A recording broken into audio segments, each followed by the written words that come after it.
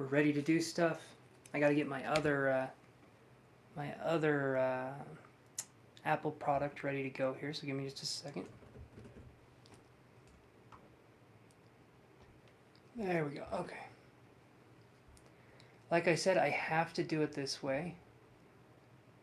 Otherwise I wouldn't. I have to start this first and do it. So give me 1 second here, guys.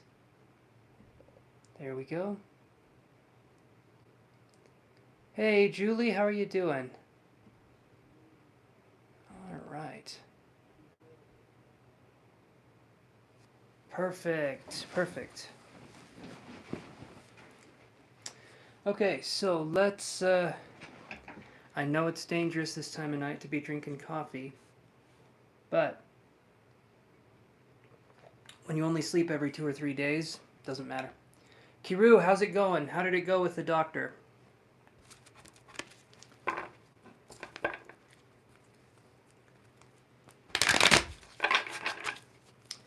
Shuffle these cards here. Let's... Voice had a weird tone there for a second, or a little bubble, if you will.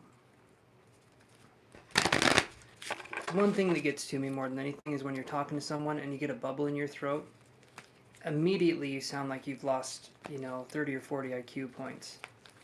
That damn bubble. I've had that happen a lot. Alright, let's do this here. There we go. So you still gotta wait a minute then. That's kind of a bummer, right? That's kind of something that's not fun to go through. But at least it's done. Now you're just waiting. Yeah, there you go. You got it all done today. So there's a positive note. You got everything done today. That is awesome. Again, waiting for the tests. Yeah, I can understand, Kiru. It's not an ideal situation. It's not, but we can hopefully hear something soon-ish. Are they thinking next week, or do some of these tests take a little bit longer?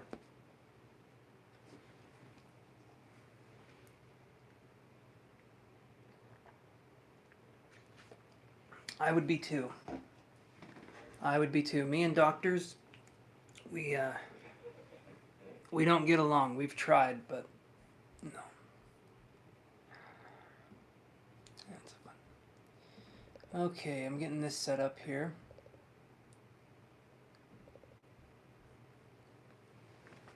I have a follow-up in 5 weeks unless something alarming shows up.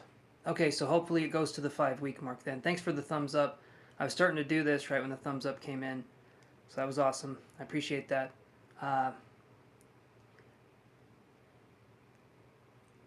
In which case you have to go sooner, like next week. Okay, thanks again for the other thumbs up. Hopefully you don't have to go sooner. Hopefully this is a situation you go in 5 weeks and they say, maybe we can try you on this, or this, and then you'll start to feel better. Can I ask you, Kiru, did you, and by no means do you have to do the things that I suggest, it's just like a suggestion, right? Did you try eliminating grains from your diet? Or carbs as much as possible?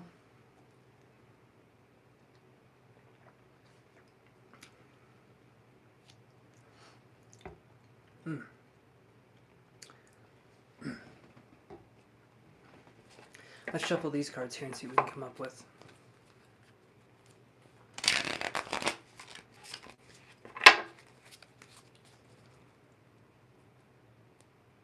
She told me to take 4,000 grams of...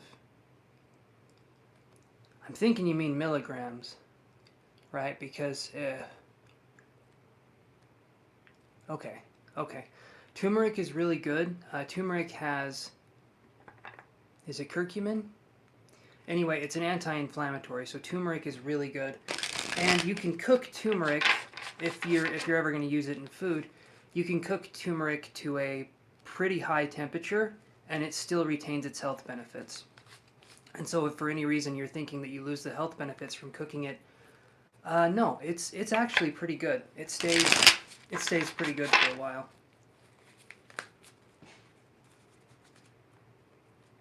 Yeah, it's always in... I would think so. I mean that. I've had a few dishes with turmeric in it in my day.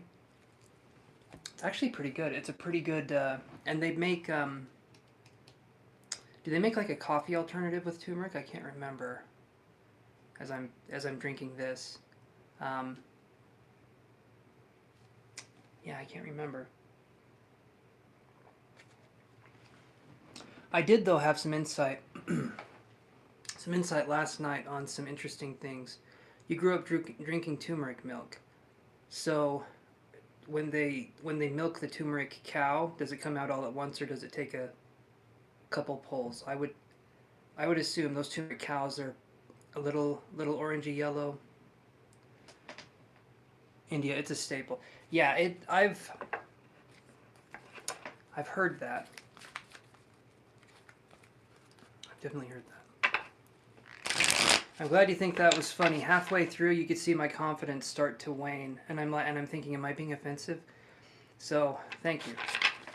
And let me know if I'm crossing any bounds. Seriously, you guys, if I'm saying something or doing something, please let me know. Instead of making me look like an asshat for however long that is. Let's shuffle here.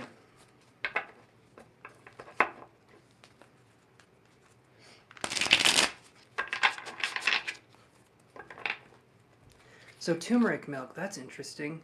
I imagine that's just turmeric and milk, right? Or was there other things in it too?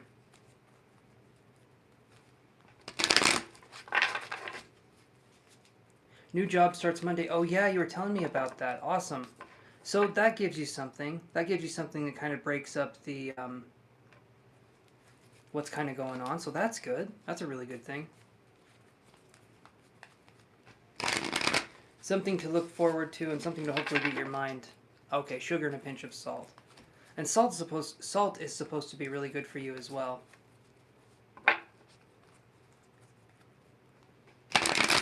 Hey, Rada.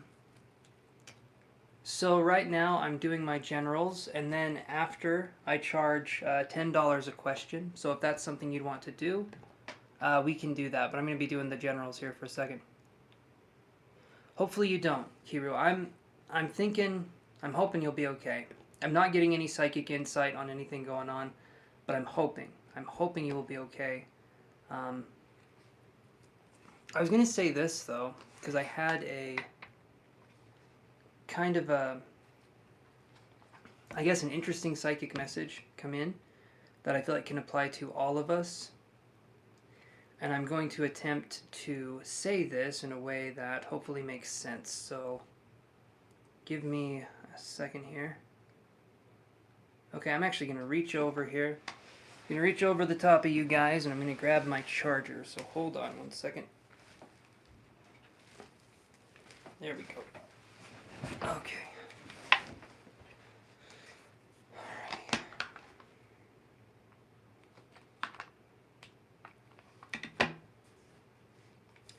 Okay, so I had this that came to me last night. So let me do this here.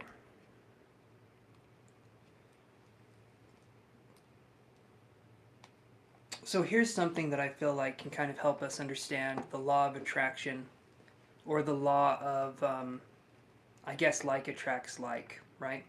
So this is something that came up. So focused intent, whenever we're focused on achieving something that we really want to have happen, that's going to be something that helps to penetrate the thick bubble of the universe. As weird as that sounds, what this means is that if you imagine that the universe is a bubble, and then you imagine that inside of that bubble there's other bubbles, right? There's other kind of worlds, there's other kind of things that are floating around. When we used focused intent on what it is that we want to get, and we're sincere in how we're going to achieve it, that's going to make it so that we can get where we want to go. Focused intent is the thing that kind of makes it so the universe sees what we want more than anything else. And that's been kind of the hard one, I think, for most people, me myself included, is where to put that intent, where to put that kind of energy. But that kind of stuff gets answered later on. It's kind of like we set up an intention, right? And intent. And then after a while, we understand it more and more. Thank you for the like, guys. But it's definitely something that takes time to grow. Hey, Tree. So if you want, we can do that. It's $10 a question, or if you have more than one question, it would be $25 for 3. So you save a little bit of money that way. And I also do private readings too, you guys. You can check in the link down below if you guys want to do something that's depending on what reading you get. We can do a video call and chat with each other. We can do energy work, but we can have it be more of a private kind of setting, so that it's not out on the internet, so to speak. Okay, let's see the cards here. What are the general energies coming up for this weekend? What kind of energy are we walking into? Okay. Just waiting to start working to do that. Awesome. Awesome, Chariot. So that's going to be something that's just going to take a little bit of time. But I'm thinking it's going to be good. I'm thinking, here's my hopes, right? I don't want you to have anything that's life-threatening or anything like that, but I want them to catch something that's going on with you and then have a treatment plan for it. And then that's going to relieve a lot of anxiety. I don't want you to not have something. I want them to catch what it is you have, and then you guys can work on a treatment plan, because, you know, it would be frustrating if they didn't find anything. But we also don't want them to find too much either, if you know what I mean. Move this over here. Yeah, so hopefully you understand what I'm saying with that, because it... Yeah, okay. Give me 1 second. Let me take a drink of my water. And I got to do one more card pull here, so...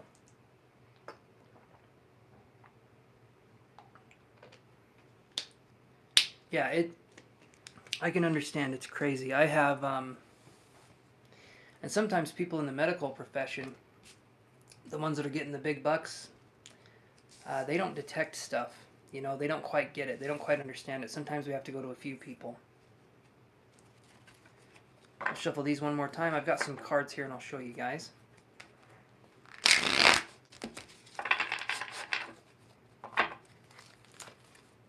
Let's do this here.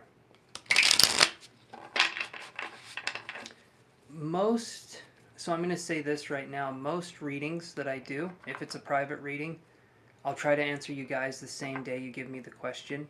Depending if it's a video reading or if it's like a video call that we're going to do together, that one we'll have to schedule out a little bit, but you'll be able to ask more than 1, 2, or 3 questions.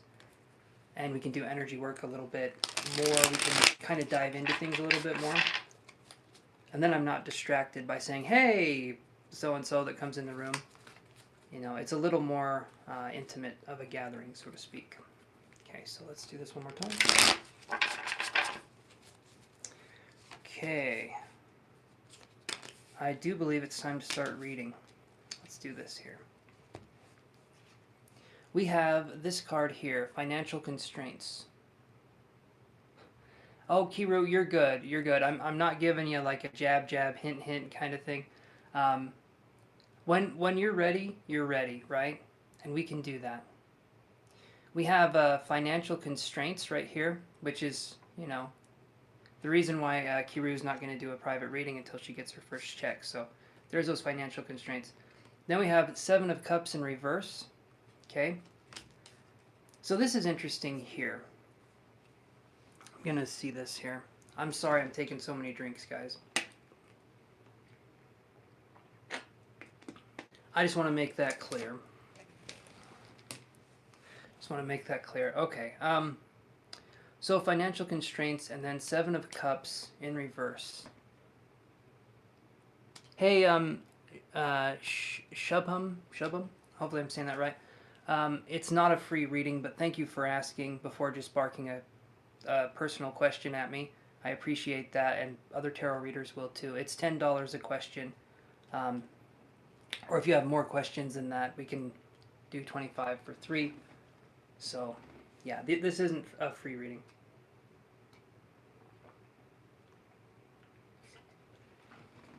Okay. 1 second, guys. Okay, financial constraints, and then 7 of Cups in reverse. This right here is something where I'm feeling like 7 of Cups, I feel like, is a card of choice. It's a card of making choices. It's a card of sticking with choices. But it can also feel overwhelming. So with financial constraints in reverse, and then there's this kind of energy here, it could be that we're overwhelmed by choice, or we're feeling like we don't have a choice. We're feeling like we don't have a choice in what's going on here. So it's going to be something where we would be looking to, honestly speaking, again, these always kind of turn out with me, where their financial or their health readings in some way. Again, I'm not a doctor in any way, shape, or form. But the 7 of Cups in reverse to me is saying that we're feeling overwhelmed, generally. We're feeling overwhelmed. Maybe we're feeling overwhelmed with family issues. That was something that came up psychically, was family issues. But it could also be, the one thing I'm seeing more here is going to be this. So I'm just going to be scribbling here, and this is going to help me to kind of get more messages. The more calm I can be, which having this coffee, we'll see how far that goes. But the more calm I can be, the more messages I can get.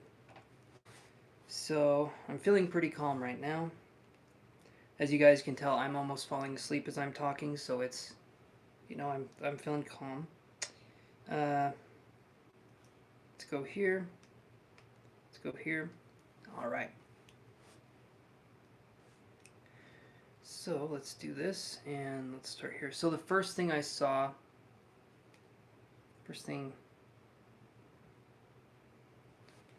we're not meant to hold on to psychic messages, and mine just left me. The one I can remember is fire, but I had another one that came up. Okay. Alright, so let's talk about how fire could relate to this situation. So we're actually dealing with the element of water or emotions right here. So maybe we're feeling anger or even envy towards a possible situation. Maybe other people are having it much easier in the job department than we are. Maybe we feel like we've been given the short end of the stick. So there could be something coming in here where we're looking at feeling very envious of what other people have. And I understand some people have it better, or they seem like they have it better than other people, but trust me on this, everybody has their problems. Everyone's here learning lessons, even the Kardashians. Okay, as crazy as that sounds. Money doesn't fix everything. It just gives you new problems. It gives you new, weirder problems. It's not a fix-all. A little bit of money's good. In fact, I was reading an article where it said the base amount of pay where someone would feel happy and satisfied in the United States, I think it was it was a big amount. It's like, damn. But it was like $120,000 was the average means of income where someone would feel safe and secure. But anything over that, people started getting more and more stressed out, and they started actually becoming less and less happy the more money they made. They were doing like a survey, and so $120,000 a year seems to be the sweet spot. Please, I want to make that. That sounds awesome. I'd be happy with $120,000 a year too. But that seems to be the spot where you're not feeling like you're going to lose everything. I feel like the more money you have, the more you have to lose, so to speak. Okay, so fire, envy, jealousy. Possibly right here, we could be dealing with mo money, mo problem. Yes, absolutely. Yes, I do agree with that. That makes sense. But like CENTS, like money. Anyway, you guys aren't here for the dad jokes. You're here for the dad bod, and that's what I provide. So first thing I'm seeing here also, so this is interesting. As I'm picking up on this energy, there's some kind of pettiness here. There is some interesting energy here. There can be some pettiness here in the possible job situation. Okay, so, and it's not like we want other people to fail, but sometimes we want other people to do slightly worse than us so that we can feel better about ourselves. Humans are horrible that way, I know, but that's kind of what I'm feeling here. There can be a sense of maybe we're feeling happy for someone, maybe we're feeling excited, like something's going on in a friend's life or a family member's life. But part of us is thinking deep down that we sort of resent the person for having success in some way because we're struggling with our own kind of financial situation. So, let me see what else we have here. Because the word that came in was shallow, and then I'm feeling like the word pride. Eventually, if it keeps going like this, we'll have the full 7 deadly sins, and we'll be able to play a good game of cards after that, won't we? Full deck here. But that's what I'm seeing. So let's move on to the other part of this reading. So then we have this. We have 6th chakra, Archangel Metatron in reverse. And then we have the World card. Okay? The World card is a lot like the Wheel of Fortune. However, the World card is moving towards a goal. It's really progressing. It's like taking the next step. Where the Wheel of Fortune can, in my opinion, it can be we're going backwards or forwards. And the Wheel of Fortune in reverse is we're kind of staying still. We're kind of standing still. And so these two right here, 6th chakra, Archangel Metatron, and the World, when I'm seeing this, maybe we're turning our backs on spiritual principles, or maybe we're even getting into a new belief system, or we're even getting into a new way of thinking about something. And this can actually be something that can guide us towards a better understanding of what's happening in our lives.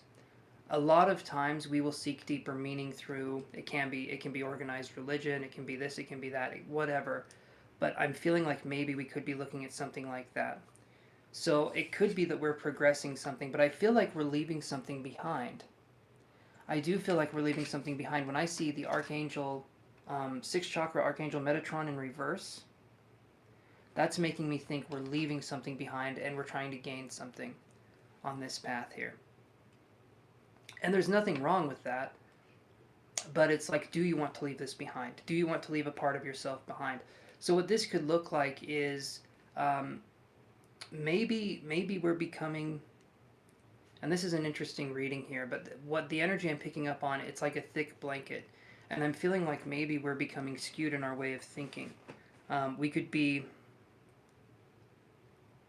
doing something where we're taking out frustration on other people. I don't feel like we're being actively mean or angry, but it's like we're looking for reasons to express anger because we don't know how else to express it, and so we'll express it through maybe passive aggressiveness.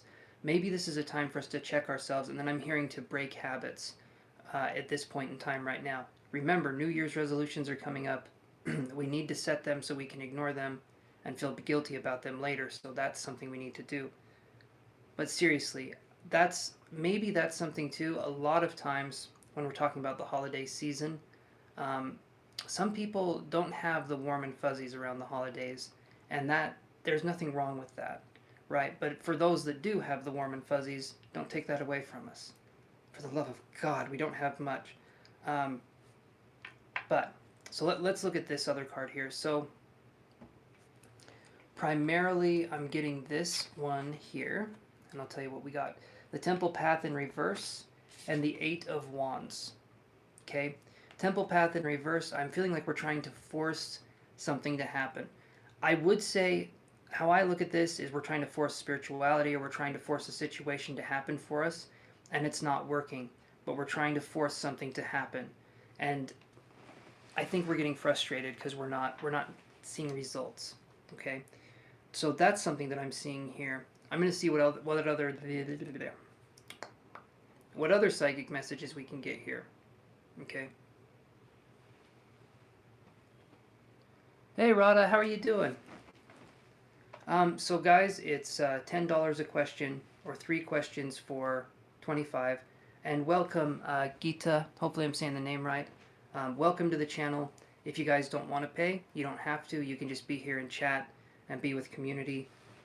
That's kind of what I'm providing here, hopefully. So even if you guys don't pay, you can still play, so to speak. And please like and subscribe. I'm doing good. I'm doing good. Little late start today, but good. Late start on doing the live. I wanted to do it earlier, but things just kept on happening, kind of piling up, and so yeah, I figured I'd go with about the same time I normally do these to not throw people off. Hmm. Geeta, I appreciate you asking if new subscribers can get a read. Um, I don't do free readings though, but I do appreciate you asking. If you want to take back your subscription, I can understand that, but that it's just a principle thing. And thank you for the likes, guys. I appreciate that. Okay, so let's do this here, and let me see what else I can get. Temple Path, like I said, Temple Path in reverse. Okay, with the Eight of Wands. It is feeling here like I'm picking up on energy that feels, and I say this a lot because I feel this a lot, it feels congested. It feels like a kind of,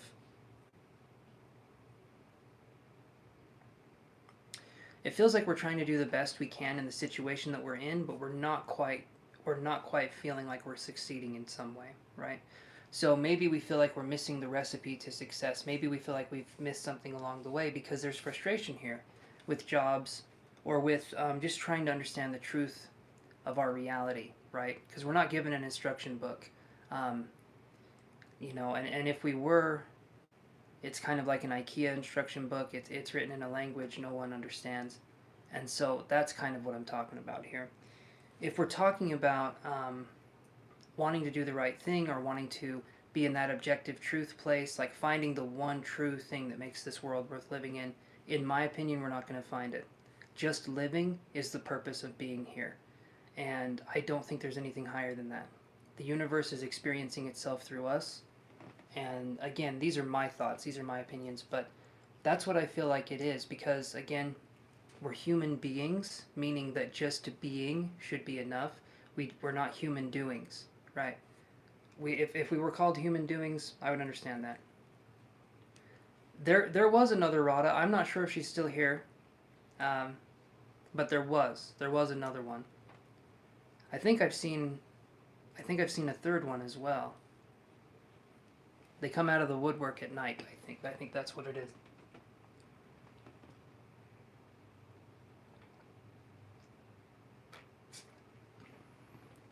But we're just supposed to be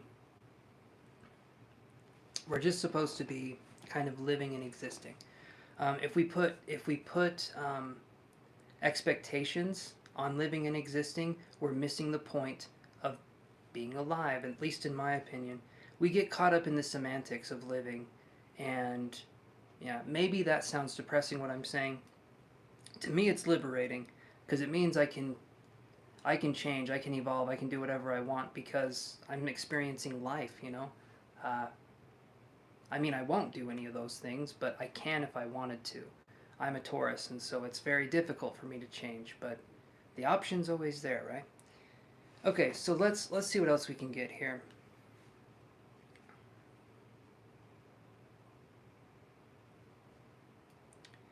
Okay, so we have...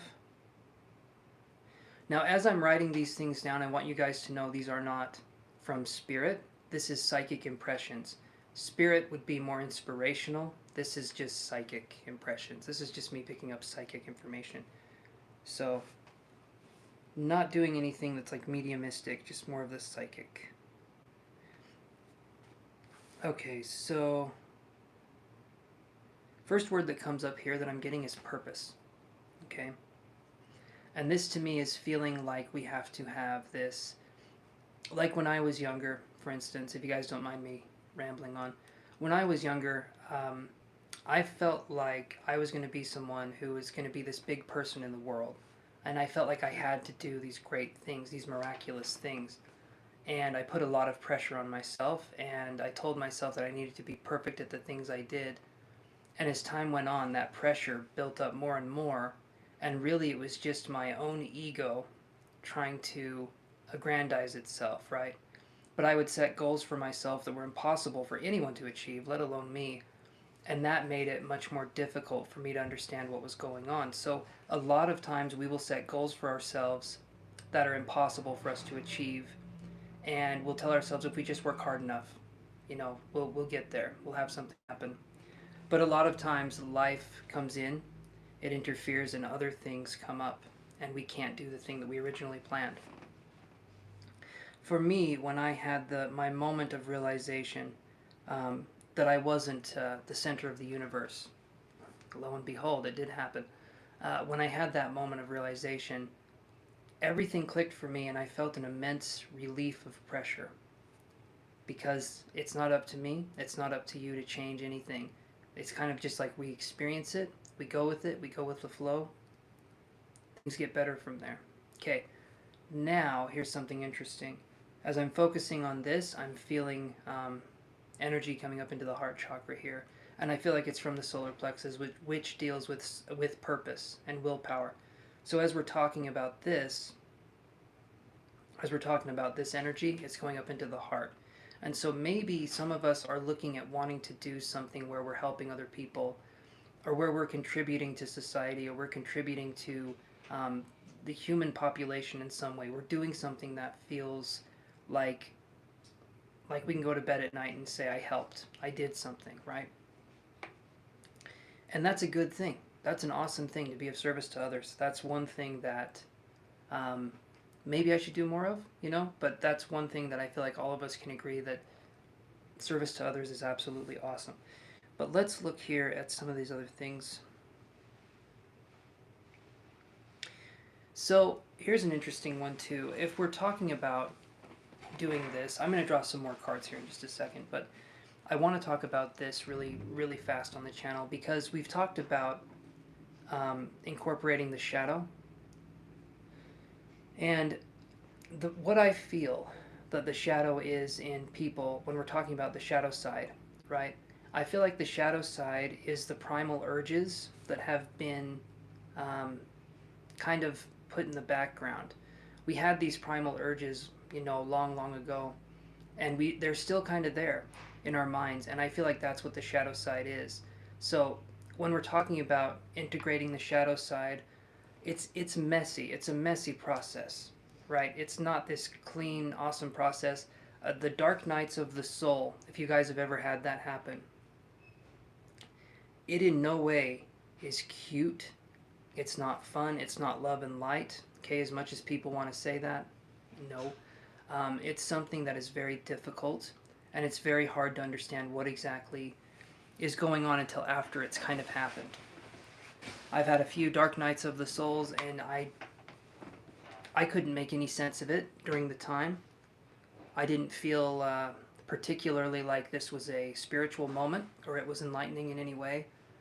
Generally, it's fear and it's anxiety, but it's bringing our awareness to parts of ourselves that need to be healed.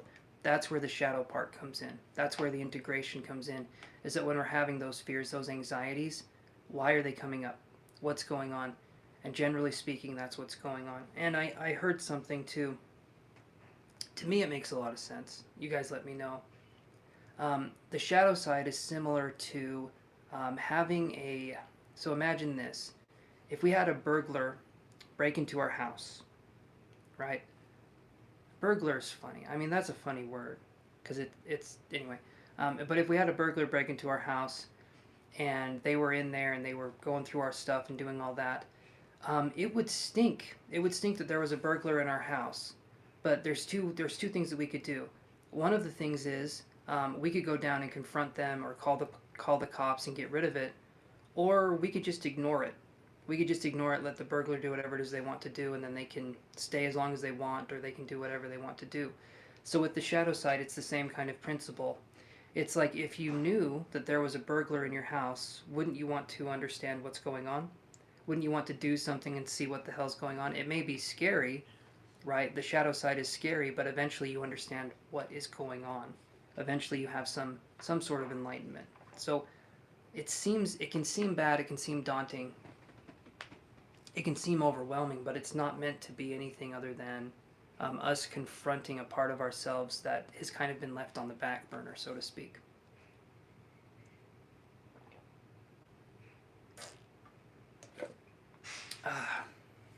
Okay. I'm going to draw some more cards here, though. And let me see here. All right.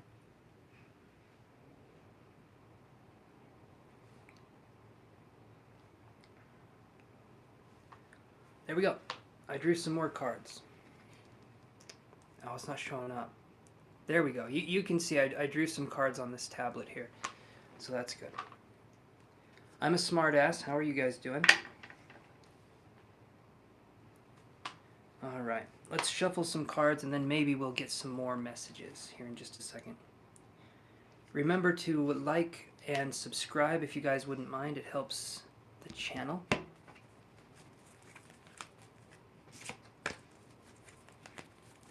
And tickle that little bell icon as well. Hey Lex, how are you doing?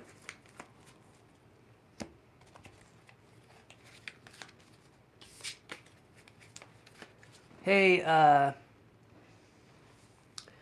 okay, you probably have a very beautiful name and I cannot. I have the most difficult time pronouncing names. If your name isn't Greg, I don't have any idea how to say it. Okay, I'm the whitest person you've ever met. I don't mean fat. I mean like very, very Caucasian. So I have a hard time with names.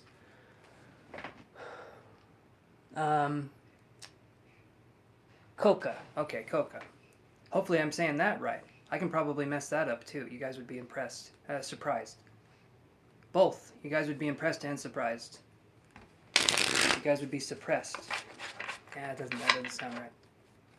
Does not sound right. Okay, so let's do this here.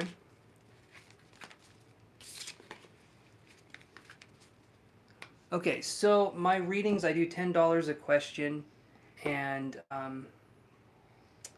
I can do 3 questions for 25. I do energy healings as well, and yeah, so that's what I'm doing. I don't do free readings, but $10 a question, and I usually get pretty specific. We get some good answers going on here, and there's links down below, and you guys can book private readings with me if you want to as well.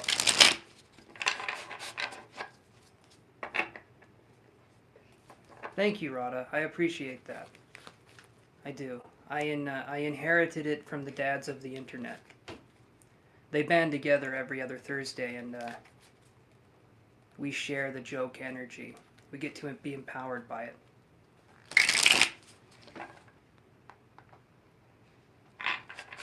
I can do that. I can do that. Awesome, Lex. Okay, so down below in the description, there should be a link that shows, there should be a link that says WLO, and then there's a PayPal one. If you click on that link, it'll say support me. That's the PayPal link. Or you can use the Cashapp link, or you can do Super Chat if you would like. Either one of those is good. Elizabeth, how are you doing, my friend? You guys see me looking around. I'm hunting for my coffee. This is as far as it's gotten for me. I'm a hunter and gatherer when it comes to getting Starbucks. I chase after the drink, if you know what I mean.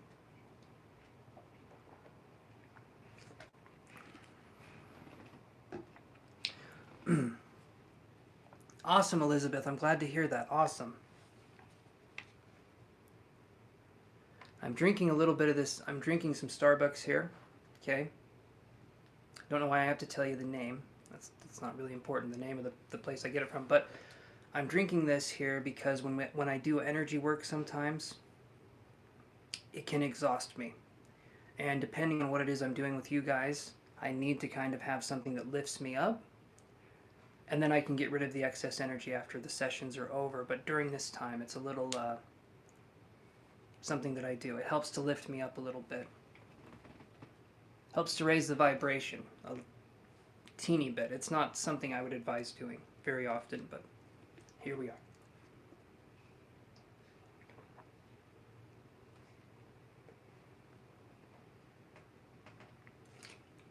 Oh, I put a lot of It's not sugar, it's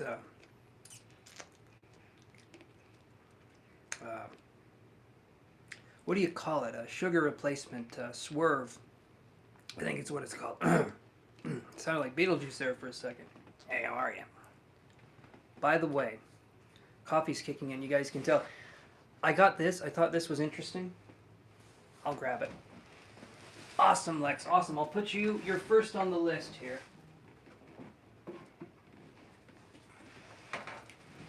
Awesome. Cashapp. Okay, perfect. So I don't know if you guys have ever seen Beetlejuice, the one with Michael Keaton and Alec Baldwin. I wanted to say Alan Baldwin, but this is like one of the props here. Not one of the actual props, but we got this on Etsy, and I thought it was cool. Handbook for the recently deceased. So I think that's cool. Oh, you have seen it. Awesome. So this book right here, yeah, I thought it was really a cool little thing. You guys can't see the stuff in the background. There's some fun stuff back here.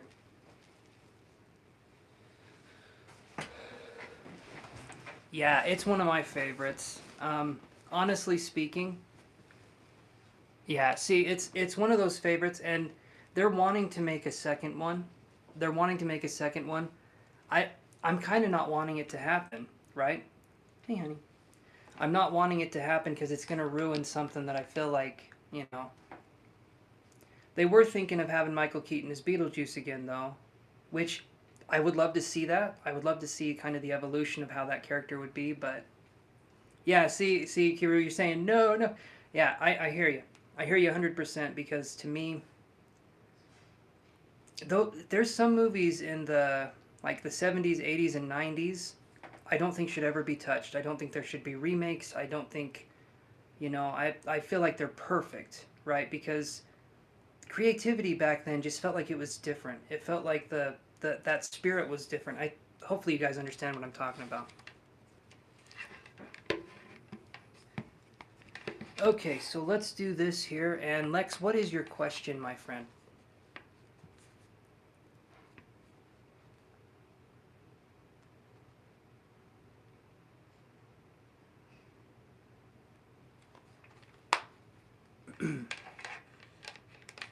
Okay, why does CJ withhold sex? I'm so confused when it comes to that. I did have a baby back in May. Yes, Rada. Absolutely. I'm sorry, Hazel honey. I know you never come up on my lap when I'm doing these, but I gotta see this here. So why did CJ withhold sex? I'm so confused when it comes to that. I did have a baby back in May. We were in separation for a long time.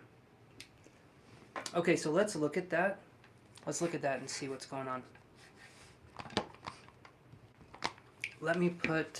I'm just going to put your name down here, just so I have it. And anyone else that wants to go, you'll be put on the list as well. Let me do this here. And then we'll start shuffling some cards.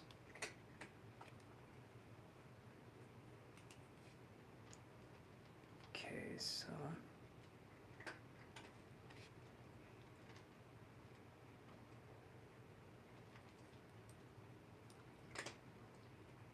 There we go.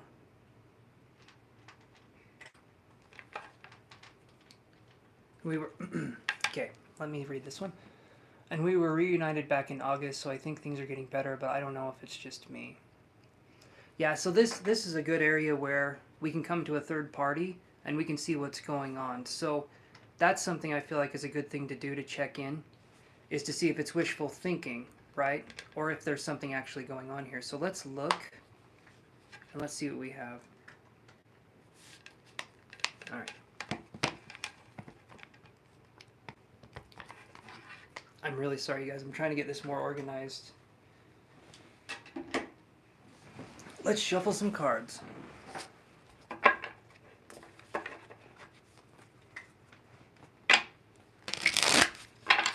That's where tarot readers, like myself, can be of assistance. Let's see what we can come up with.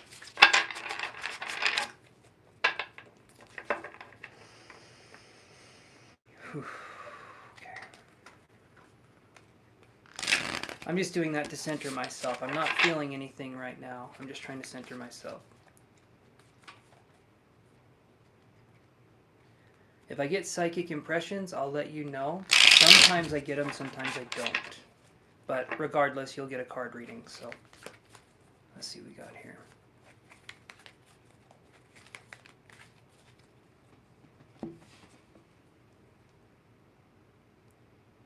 I mean, he's bringing me around family. That's good, right? I'm not sure. So if you guys see me looking over on this one, I have my chat permanently displayed here for some reason on the camera I'm using and stuff. It disappears in like 3 seconds. So, I mean, he's bringing me around family. That's good, right? I'm not sure because I haven't been in a relationship in 5 years. Okay, so that's a good sign, generally speaking, if someone's bringing you around family.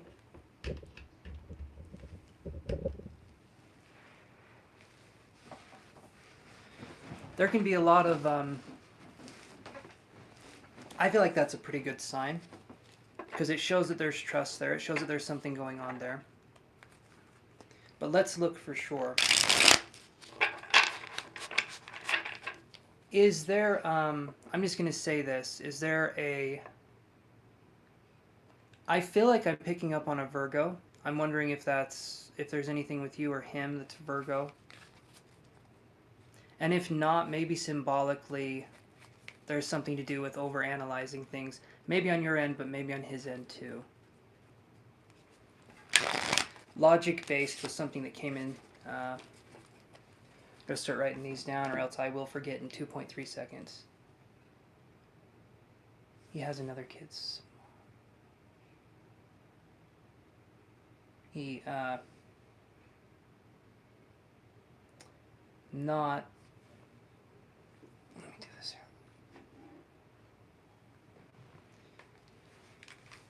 here. Okay. Alright, so it was probably meant more in a symbolic way of overanalyzing.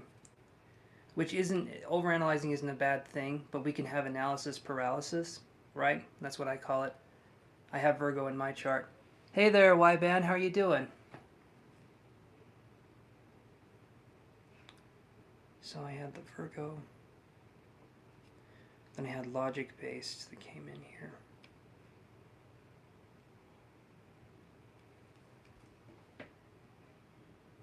Yeah, the one thing I'm seeing here, I'm going to draw some cards too, but it feels like overthinking in a situation, and I'll explain what I'm talking about here in just a second. Some of the psychic impressions I'm getting, I'm just getting them, and I'm going to say them. If what I'm saying at any point, Lex, and it may be uncomfortable for you to do this, if what I'm saying doesn't make sense or you feel that I'm wrong, please let me know. I don't like hearing no, but the only way I'm going to get better at doing this is constructive criticism or someone telling me if I'm wrong. But let's see what we get here. Okay. When it comes to... I'm going to dive a little bit deeper here. I think this has enough of a charge. I don't need to have it charging anymore. This will be quicker.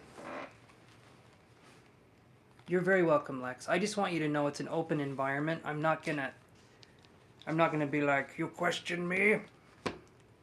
Oh, Kiru, you're very sweet. You're very sweet. Don't don't be too nice though. You're gonna be building me up here. But you're very nice. I appreciate that. So when I say overthinking and then I got the Virgo, what I was feeling was there is a tendency to, I feel like maybe the compass to our emotions is a little bit skewed. And when that happens, it makes it so that we overthink. I feel like we're more logic-based than we are emotion-based. That's not a bad thing.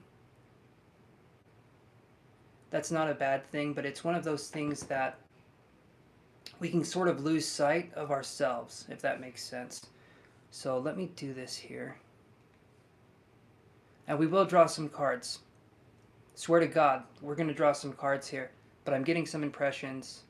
Yeah, insecurities, things like that. So if we're coming from that kind of place, it's going to be more difficult for us to see kind of what's going on. I won't go way into this. I won't go way into this right now. I'm going to draw some cards, and then we'll go from there. I'm just going to have my stuff ready here so I can write stuff down if I get something.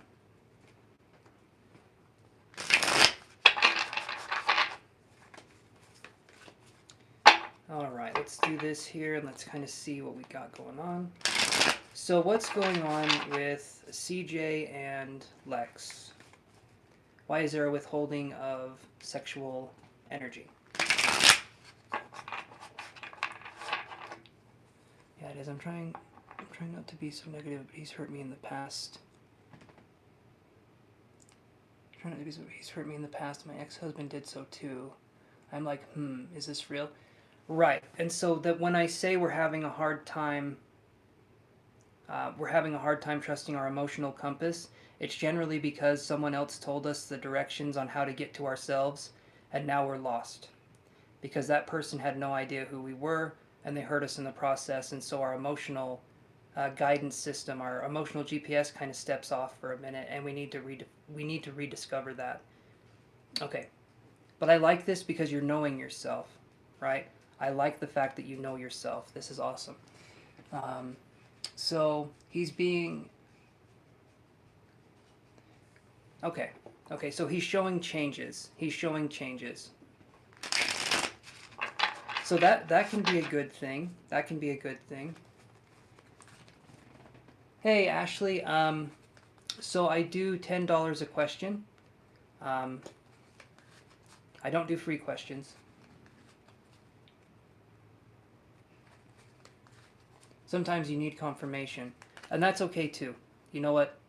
I like confirmation as well, especially when we're talking about this kind of stuff. You want to have something that feels valid and it feels real, and you want to make sure you're not gaslighting yourself, right? You're not crazy making with yourself.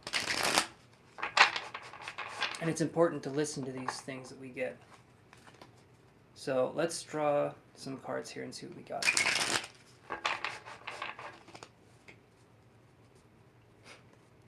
Hey, I've done it too. Talking about gaslighting ourselves. I've done it too. Alright, let me see what cards we get here. Okay.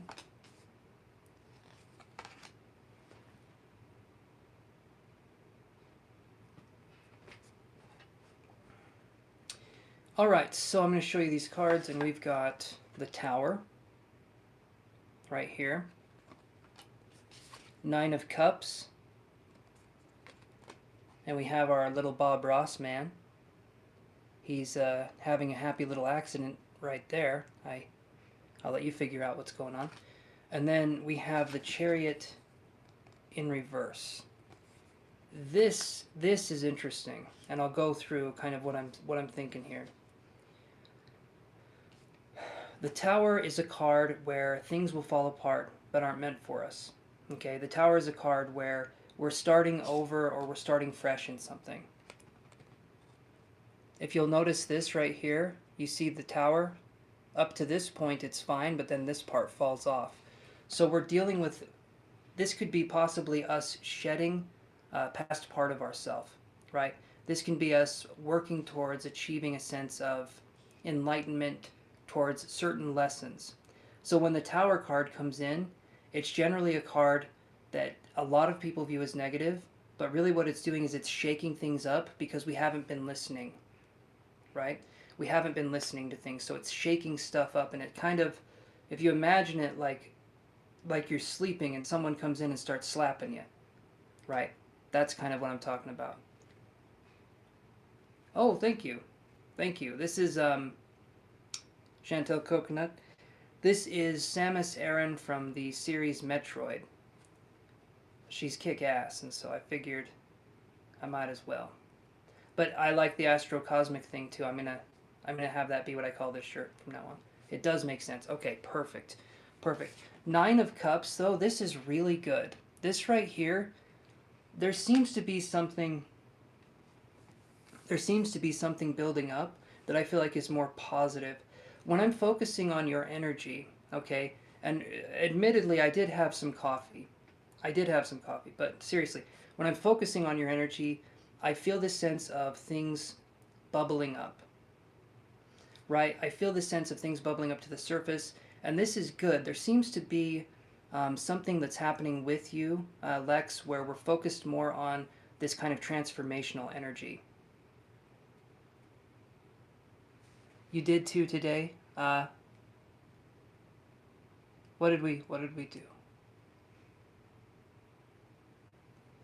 I'm just Oh, coffee. Coffee. Okay, yes. Yes. Perfect.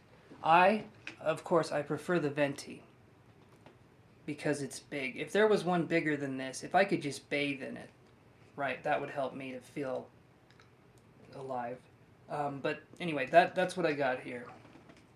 Lots of espresso shots in there. I'm starting to get a little shaky, but 9 of Cups right here and the Chariot. So the the bubbling up, awesome. I'm glad. I'm glad you get it. Us coffee drinkers, we get it. Don't talk to me till I've had my coffee, and then after then, still don't talk to me. In fact, leave me alone. Just leave me alone. We need to put that on a shirt. Then we have the Chariot in reverse. Okay. Now the Chariot is a very very fast moving card. It's a very very fast moving card, and when we're talking about this in reverse, it feels like energy can be congested or stuck. And when we're talking about energy that feels like it's congested or stuck, it's talking about possibly something that's coming to mind is possibly having to deal with other people's emotional issues and maybe feeling like we have to express other people's emotions or other people's thoughts for them because they don't know how to do it themselves. It's kind of like how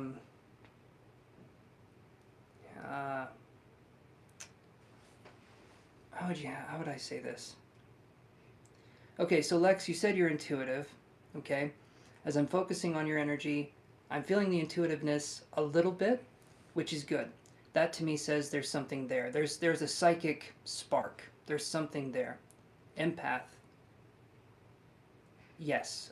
Would you say that you have empathic qualities? So this is what we would primarily call clairsentience, feeling other people's emotions or possibly trying to express other people's emotions. But what happens is, as we are expressing other people's emotions over and over again, each time we do this, we lose a little bit of our own identity. And that's why it becomes harder for us to know what we want out of life, or it becomes harder for us to know how to trust ourselves. That can be something that happens if we're empaths. What happened, Lex? Tell me what's up here.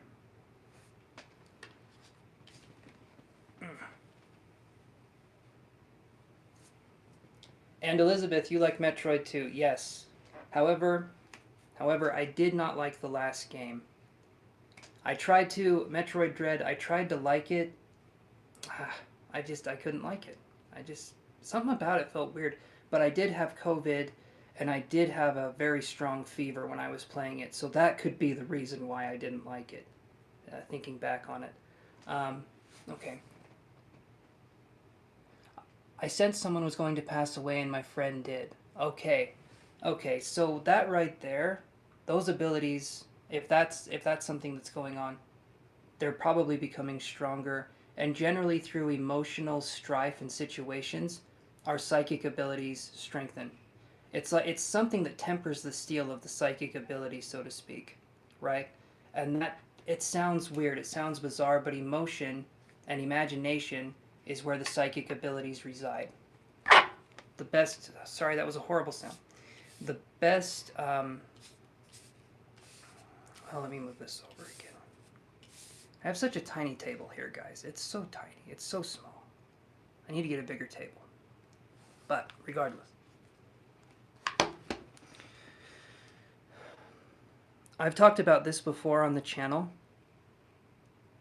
Yeah, that would scare. Absolutely, that would scare you because you had something happen, and even though it doesn't feel like you did anything, it probably felt like a little too much power, or it felt like a little too much. It's like, why did I have that happen? Why did that happen? And so it can feel like it's just a lot. So, the way I can describe it is psychic ability, from my understanding, it's like a spider web, right? And when we're talking about the spider web, we're talking about whenever someone passes away, I imagine it like this. If someone passes away that's close to us, he was mine and CJ's friend. Okay, so there's some connection here, absolutely. But whenever someone passes away or whenever an event happens, it's kind of like a raindrop hits that spider web and that vibration flows through, and in turn the psychic impressions come through as well. A lot of people describe feeling someone's passed on even when they're still alive. In fact, there's been, let's see, what was it? I think it was Gordon Higginson. You can look this up. It's either Gordon Higginson, who was a medium, or his mom wanted him to be a medium when he was younger, but he was talking, okay, let me rephrase this. Gordon Higginson's mom, Gordon Higginson's one of the most renowned physical mediums that's ever existed. And your dad passed away last year. Did you sense something before that happened too? And then I'll tell you about this story. Hi, Jackal385. No, I don't do free readings. It's $10 a question. So you let me know if that's something you want to do. But welcome to the channel. And even if you guys don't pay, please stick around. Talk with each other. Talk to me. You know, if that's something you guys want to do. But people can pass during a mediumship reading or during a reading. I had a dream of how my dad was going to die when I was a kid. Okay, so that can be... You're very welcome, Jackal. You're very, very welcome. So you had the dream of how your dad was going to pass when you were little, and did he... Okay, I was just going to say, so that came true. Okay. And again, that probably gives you a sense of it feels like too much. It feels like there's too much here. It feels like... it kind of feels like there's a responsibility or almost a burden. So your gifts come in, but when they come in, it seems like they come in a way that feels more disruptive. The same way you dreamed it. Okay. Definitely intuitive ability here. Definitely intuitive ability. Okay. So, I'm going to look at some energy. I've got some energy oracle cards over here, so I'm going to put these up over here, and then we'll get some more insight.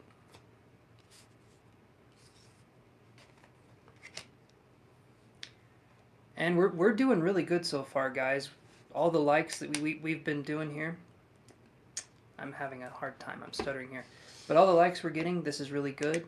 Remember to subscribe as well if you guys wouldn't mind. And you can hear me yammer on. So let's do this.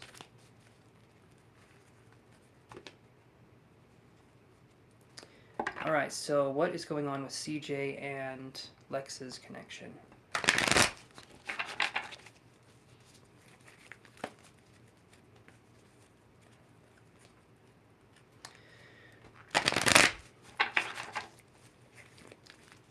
I do get a sense when I look at these cards too, Lex. I get a sense here we have... Oh, I always drop the damn cards. Hold on. Okay. We have the Tower card that I was showing you earlier. Tower card. There we go. Crumbling of what no longer serves us. Okay? Yeah. Was it Marie Kondo or something like that on Netflix? If it does not spark joy, throw it away. I'm feeling like we're going through a spring cleaning of the soul, so to speak. Soul to speak. Okay. Anyway, so then we have Nine of Cups right after this. So we're trying to learn how to trust again, and we're trying to learn how to find that emotional center. I'm feeling like things are going on that are well-intentioned, but like you said, you've been hurt in the past, and you're wondering what's going on here. When you say that CJ seems to have changed, you know, change can mean anything. Change can mean going from being an asshole to a bigger asshole, or it can mean going to be a nice person. So tell me a little bit about the change, if you wouldn't mind. It makes it sound like I'm talking about menopause, doesn't it? I'm curious about that too. You know, I don't know that much about it. Anyway, before I bury myself alive. He's becoming nicer. Okay. Okay, that's good. That's good. All right, so that's good. If we're talking about being nicer, possibly being a little bit more vulnerable, that's what I was going to say. Being more open. That's going to be something that we can talk about here. That's a really good step. That's a really good sign. I see the Nine of Cups. This is a really good card. I mean, like I said before, he is just the happiest little damn camper you've ever seen. He's got his little singing bowls right there, and he is just getting ready. His hair's a little bit of a pigsty. Okay, not like mine, but, you know, each people, they do their own thing. The Chariot in reverse, though, this to me could show self-sabotage. This to me shows tendencies to, here's what I'm feeling. I feel like when I don't understand a situation or I feel confused, I act rashly. And I don't think it's necessarily because I want to. I feel like this is your energy. I don't feel like it's necessarily because I want to. It's just something that happens. It feels like I have to make a choice, and then I rush into it. That's something that I'm feeling right here. Or I'm feeling the coffee. Either one could be the case. But I'm feeling like there's a tendency here to... But you're taking it slower now, and you're asking questions, and you're trying to understand things, so that's good. Let's look at the energy cards here. But becoming more open is a good sign. The sexual part, though, that's something that's different. That's something that's actually very different than just being open, because we have this here. We have something called intimacy, all right? And with intimacy, if we break that down, it's into me I see, right? So when we're talking about into me I see, depending on how evolved someone is on a spiritual level, that's as far as they can meet you. So you may be someone who's more intuitive, who's more spiritually involved, and so your energy may be at a certain level where it's hard for this person to open up and be vulnerable because an emotional part of themselves is kind of being resistant. I feel like this person's opening up, but I feel like there's resistance. I feel like there's days where it's a lot easier, and then there's days where this person clams up, and there seems to be a loss during the intermittent times between this. There seems to be a loss of identity almost. That's kind of what I'm feeling. I don't know if that's what CJ's going through, but I'm feeling a loss of identity, or that's what I'm feeling, Lex. It's like the person can't match you. Not a negative thing for me to say that, but imagine, yeah, it is. You see, okay. So when we're talking about loss of identity, this person is still working on the root chakra, which is the very first one, because the first chakra is about security, identity. It's the earth. Anyone knows here, guys, help me out. But security and identity primarily, and generally speaking, and I'm not saying this to be the asshole or the even bigger asshole. I'm saying this primarily speaking. The root chakra is developed when we are very, very young. I think it's 3 to 9 months, or 3 months to a year and a half or 2 years is when we're developing the root chakra. And so I don't know if CJ had trauma when he was born or if there was something going on that way. But that could be something that this person's dealing with or trying to deal with. I'm feeling like there's a push through of trying to get through these emotions, but the way this person is doing it is I feel like it's trying to force their way through. Instead of trying to allow themselves space to feel things, they're trying to do that. Hey, Des Alexis, how are you doing? Hold on here. So you said, oh, okay, he did some jail time for a while. That's why we went into separation for a long time. Okay. Okay. So something was going on here where there was... All right, so that makes sense. Let me draw some energy cards here and see. I'm feeling that strong sense of energy too, and I'm focusing on this connection. So, yeah, that's what I'm feeling here. And here's what I'm feeling too. If someone holds their emotions in, what generally happens is they're holding their emotions in and they never know when to let them out. They never know when to let them out. And so Yeah, he broke up with you, so you left him alone. That's a good thing to do during a time like that, especially if we feel like we have to express or investigate someone else's emotions. You were pregnant with, okay. So that would have been a very difficult thing to do. That would have been very difficult. And then at the bottom of the deck, there's this card, which describes that situation. Feeling great. Enjoyed your energy and story time from yesterday. Awesome. Thank you for the subscription. I appreciate that. And I'll try and do more story times in the future if you guys want to hear those. But let's look at the energy here. And thank you, Lex, for opening up, for talking with me. Our reading's not done. I just want to say right in the middle here, I appreciate us going back and forth and communicating with each other. Right? When we're talking about tarot, when we're talking about... that card was the one, absolutely, okay. But when we're talking about psychics and mediums and tarot readers, right?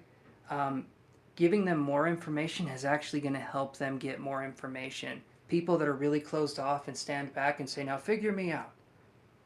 They're very hard to read, and it's not because we can't read them, it's because there's a barrier that those people are putting up. I can tell you a story about that. But first we're going to do this. Okay. All right. No problem. Thank you for helping me out. It helps a lot. And my intuition, the wall. Okay. Okay, so here's generally, CJ is like that. He gets scared when I know things. And that's something that can be disconcerting. That's something that can be hard to work with. There's going to be times where we probably need to... He's like, how did you know that? And so that's... Does it actually scare him, or does it like, is it like El Diablo kind of a thing, or is it more calm? I would hope he handles it rationally, even though something like this is kind of out of the realm of rationality, which is why I like it. I tend to not be normal. If you guys have ever seen me before, tend to think of not normal things. You're not sure how he feels about it. Okay, that makes sense. So that can be hard to work with too. It depends on how comfortable we get. Hey Vanessa and Jesse, I'm doing a reading for Lex right now, but if you guys want, it's $10 a question, and we can do that for you if that's something. Yes, you would be next on the list, Jesse, right after Lex, if you wanted to do that. The list is open after Lex, but I'm still reading for our good friend here. So we have this one underneath the tower. My voice got all shaky. Did you hear that? We have the thinking woman. Underneath the tower, the thinking woman in reverse. Overthinking, rumination. Let's see. People are more scared of the legend and real entity. Yeah. La Llorona. Is that how you say it? I think that's how you say it. Very interesting story. I believe it's more talking about an archetype, right? I believe it's more talking about an archetype. Anyway. Focus, Chance. Focus. Okay. Thinking woman in reverse. And then on the Nine of Cups, we see first chakra Archangel Michael, which is what we were talking about. We were talking about the first chakra, right? And this one is starting to come up, right? So what I'm seeing here, Lex, is I do feel that CJ has... Okay. And you tell me if this is right or not. I feel that there's something here where there's an overreaching of this person trying to use you to express their emotions, or trying to, maybe not on purpose, maybe not in a malicious way, but in a way where this person doesn't know how to express, and so in some ways you take that on for them. This can look like something where things are fine, things are normal, you look over at him, and then you see that he's upset, and all of a sudden you become angry. you're not angry at him, but you're picking up on his anger, or you're picking up on something like that. There's like something that happens and immediately emotions come in that aren't your own. Hopefully that makes sense what I'm saying. Because when we're talking about that, okay, maybe so. I think so because he snapped on me the other day and I cried. And see, that's okay. So you do understand what I'm saying there. Perfect. Perfect. Okay, so let me do this here.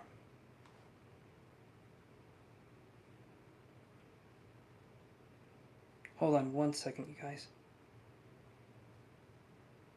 Okay.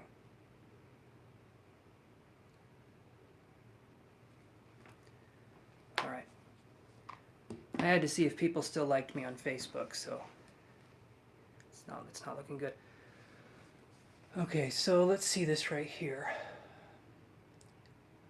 I had a huge flow of emotions. It was so heavy. I was like, dude, what the fuck? Okay, so right there, that can be a sign. That can be a sign that we're processing other people's emotions. Okay, see, that right there, that's definitely a sign that we're focusing on other emotions, that there's other people's emotions. And so that makes it difficult. That makes it difficult because we need to set boundaries, and that literally can be us saying, I don't want to pick up on this person's energy. But that can also change the way the relationship is flowing, because if the relationship right now is working in a codependent, you express his emotions in an empathic way, that would change the dynamic of the relationship. So I could understand why you would feel confused. There's a sense of a loss of identity for both of you, possibly when you're around each other, because of this connection. It's not a bad thing, but it's something that has to be addressed, because until that happens, it's going to feel like you guys are floating around in like a void. It's going to feel like there's a relationship, there's something here, but it's not necessarily moving or progressing the way that we would want it to. It's going to feel like there's a blockage. Okay. Okay, so let me take another big boy sip of this and we'll go from here. Hold on.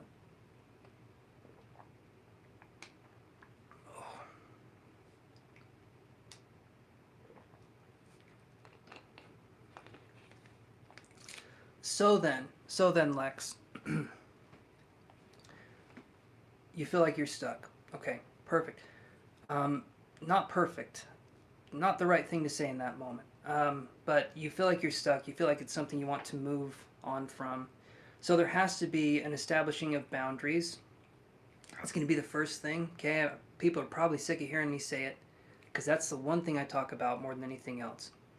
The reason why you feel like you have to express his emotions is because he hasn't dealt with things when he was younger. He hasn't dealt with, again, I feel like something happened when he was very, very young. Root chakra was what I was picking up on.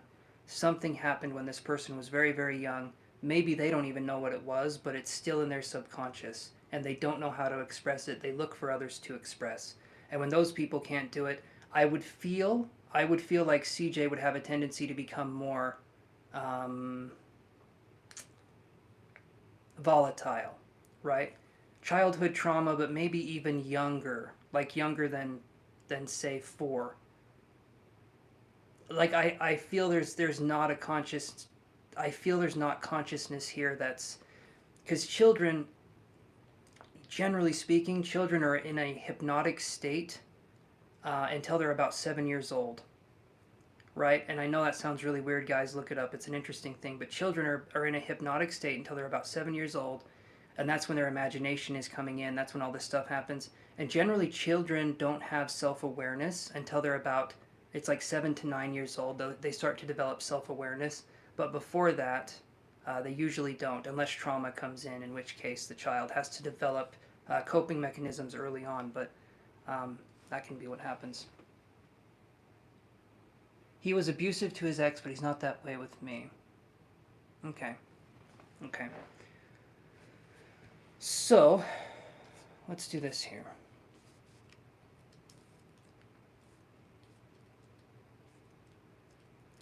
So, hey, man. Again, I'm sure you have a beautiful name. I'm awful at pronouncing names. The Ponchi. Yes, it's $10 a question. Hopefully I said your name right. Beautiful name, by the way. I have no idea how to say it. Um, but you can look down in the link below, or you can do a super chat. It's $10. Uh, yeah. So he told you that. He told you that. Um, my thing here, Lex, is going to be this. Okay? And this will be up to you after this point. This will be something that I feel like you need to do some soul searching on. When you are around CJ, do you feel like if things got bad, that he would have your back, or do you feel like he would make things worse?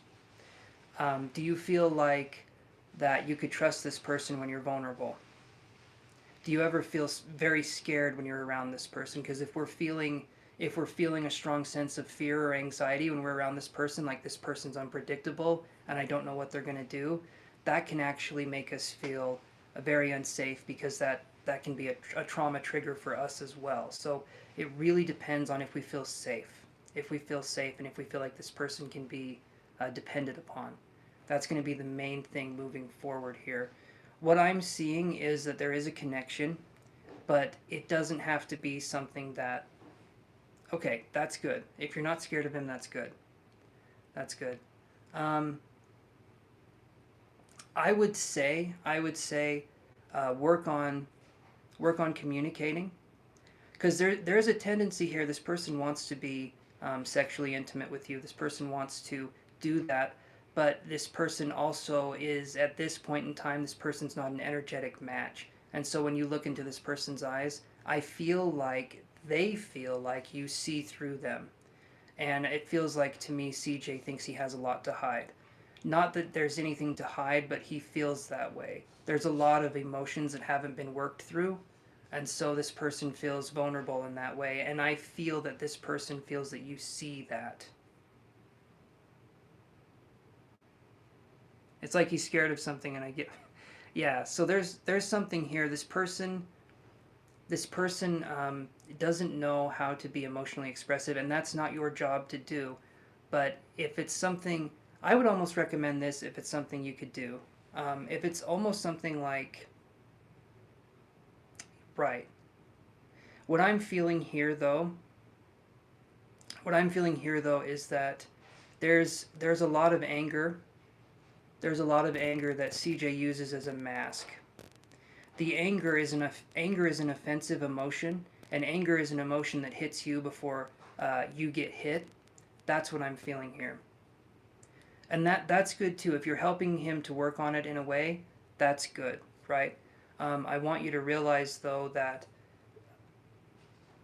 if he's asking you for help, absolutely do it. But if he's very resistant and he's not someone who's wanting to change, and he finds it very difficult to do this, definitely back off, because it's not your responsibility to fix him in any way, shape, or form. If he wants to work with you, that's awesome, but it has to be his choice. And it sounds like he's trying.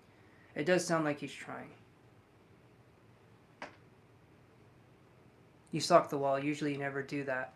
It can be like a wave. If you're an empath and you're with, he'll resist, but he'll try. Okay, so at least there's some effort. At least there's some effort here. Um, if you're an empath, you're going to pick up on his unexpressed emotions. That's going to be the part I want you to understand. You will pick up on it. Until he starts working through his stuff, there will be that contention in the relationship where it's going to feel like it's you, it's him, and it's going to feel like there's this third person in the relationship that's like this emotional suppression. So I feel like it can be worked through. I feel like there's something here. I do feel there's a connection, but I do feel that there's some obstacles here when it comes to that. But I got first chakra Archangel Michael, okay, underneath the Nine of Cups. That to me is really good. And then the Chariot in reverse, I got man holding a heart. So even though there's some difficulties and CJ can be unbelievably stubborn and resistant, I do feel that there's something here that's more positive. But there is this feeling that CJ just doesn't like being vulnerable, right?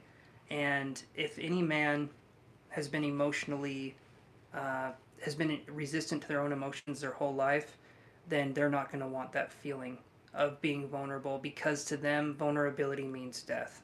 Okay, I know that sounds dramatic, guys. I know that sounds very dramatic, but when we're talking about emotions, um, yeah, that's something where vulnerability means death. Vulnerability means the throat is attacked and we're killed, right? And so, um,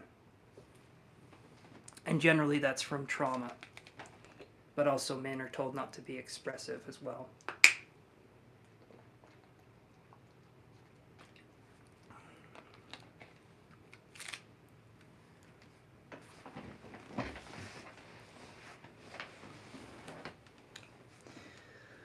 So I do feel there's something here. I do feel there's a connection, but if the first chakra is off, the rest of them are going to be off too, right?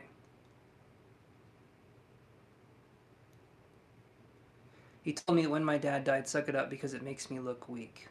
Okay, that right there, that comes from someone who couldn't grieve their who couldn't grieve people that died in their life, right? And that's hard to deal with. That kind of energy is hard to deal with. Um, but yeah, I can see that being the case where we don't want to look weak. We don't want to look quote unquote weak, right? Truly, in my opinion, right, the weak, quote unquote, are the people that cannot be emotionally expressive. It's not the other way around. That took me a long time to learn myself.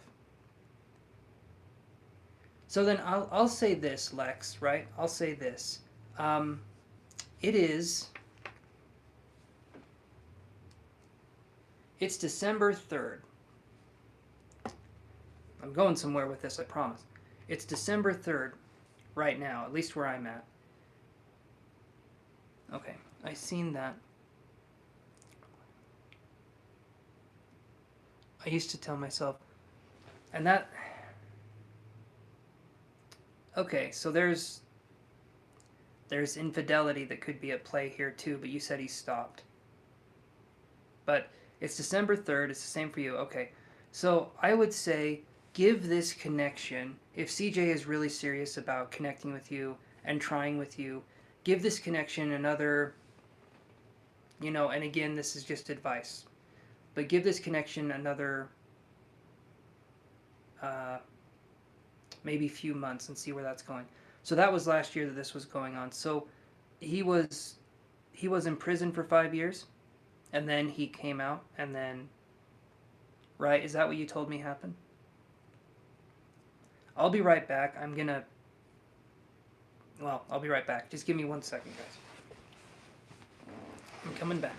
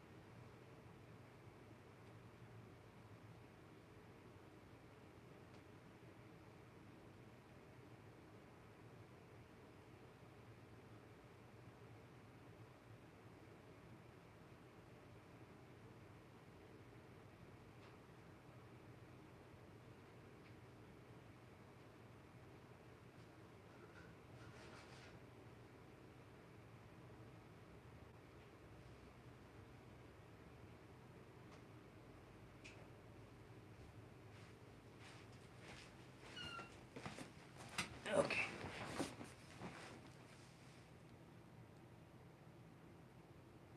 Went to jail for 7 months, got out in July of this year. Okay. We have a 6-month-old son. He used to be very petty and my son wasn't his, but now that's stopped as well. He has money issues also right now. I don't mind helping him when I'm working, but currently I'm not. Okay. No, I'm still going. I'm still going. And I'm taking donations still too. $10 a question, you guys. After I'm done with Lex's reading, it's wide open, so whoever's next in line will get their reading. Step right up, if that's what you want to do. So, Lex, is there any issue when it comes to financial... sorry, there's noise going on out there. When it comes to financial support, is there any way, like, does he get upset that you financially support him? Is it like a point of pride that he doesn't take money from you, or is it that kind of a thing?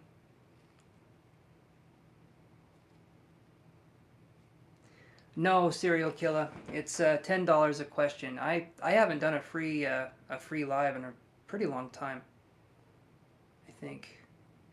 No, a little while ago I did try doing a free one again, and it didn't really work out. Oh, sometimes he asks too often. Okay, so maybe a little too... Okay, I can understand that.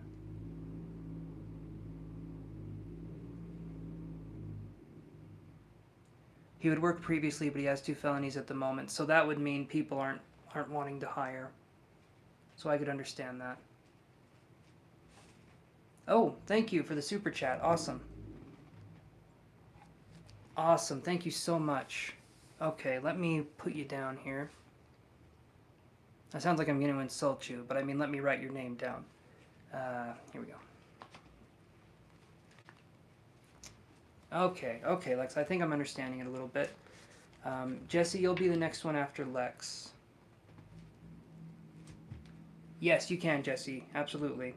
You'll be after Lex here, and then we'll go to you. So, give me 1 second here.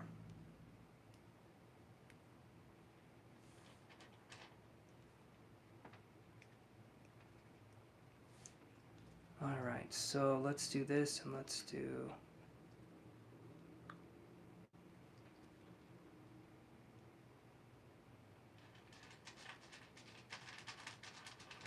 Okay. My little holster right here. Okay, so, like I was going to say, Lex, trust your judgment with this. This, to me, right here, this connection that we're talking about, in my opinion, it can go 2 ways.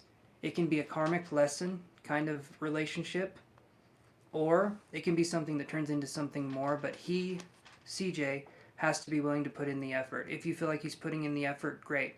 But if you feel like he's slacking, and then when you try to get him to put in the effort, he fights with it, he's not wanting to change, he's not wanting to do that, then consider possibly leaving that situation. From what I'm getting here, I do feel there's a connection. It's not that I don't feel there's a connection, but sometimes certain connections are meant to be lessons for us to move on to something better. So that's kind of what I'm seeing here.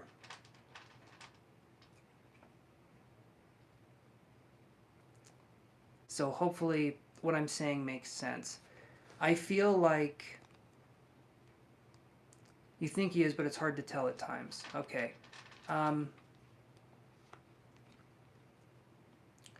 Seeing as let's do one more card here. Let's do one more card here.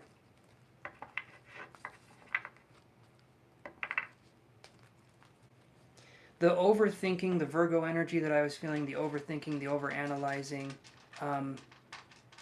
part of it does seem karmic to me. But it's interesting because when I do these kinds of readings, I generally feel like it's one way or it's the other. In this reading, I kind of feel like I'm split down the middle. You know, like a vivisection, if you will. Like, right down the middle. Vivisection is where they dissect something that's still alive instead of it being dead first. Very morbid, I know. Welcome to my channel. It does seem karmic, though, in some ways, but in other ways it seems like there's some heartfelt connections here. Yeah, it is. It is hard to tell, and generally I can get a read. The ultimate thing, though, moving forward, is going to be what he continues to do. Because I'll say this right now, men and women can have some pretty words. They can have some gorgeous words, but it's the actions that matter. If someone tells you they're going to do something and they keep breaking their promise over and over and over again, then it's making you look like the fool in the relationship for trusting them in the first place. So if this person makes promises and they keep them, or you feel like they're trying hard to change, they're trying hard to be open, that's going to be your sign that this person is trying in the relationship. Otherwise, I would say really look at what's going on here. Him bringing you around to his family, yes, that shows trust, that shows that there's support, that shows that there's something there. But also, look in between the lines, because if CJ is not emotionally open, it makes it kind of hard to understand what's going on. And sometimes for men that are not emotionally open, they expect you to read their mind. They expect you to kind of know what's going on even though they haven't said anything. And that's really, really difficult to deal with, and it's not something you should have to deal with. So, in a more healthy relationship. So hold on, let me look at this. My ex-husband and the previous guy I dated were karmic. He told me I'm trying to be a changed man before he never took me around his family. He never wanted me around. That's good. That's good. That's a good sign. Does he act different? Is he the same person no matter who he's around? That sounds really weird. I know it sounds kind of strange. Is he pretty much the same person if he's around his family or his friends, or hopefully that makes sense, because if he's the same person all the time, that usually shows that there's some character there, there's some personality that's more positive. But if we have someone who keeps changing their personality, okay, so if he's the same person, that's good. That's a good sign. Honestly, the way I'm feeling, I'm going to draw one more card here. Well, at least he's goofy. All of this to me can go in either direction.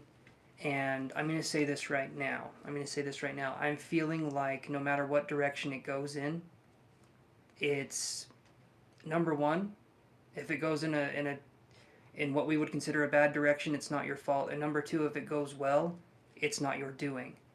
That's the part that I think is interesting here, is that it's kind of right at the precipice of something.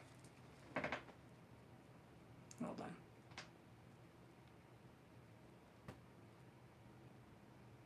He can be a bit serious. I'm like, okay, I know you're soft inside. All of us are. There's a bunch of organs, and like, that's very soft kind of stuff. Very tender. Very tender. No, I understand what you're saying. I do understand what you're saying, Lex. That makes sense to me. I like the way you type, Lex, because I know I can kind of go back and forth with you. I know we can have fun with these kinds of conversations. Even though it's something that you're wondering about, I feel like you're an open-hearted person, and that's good.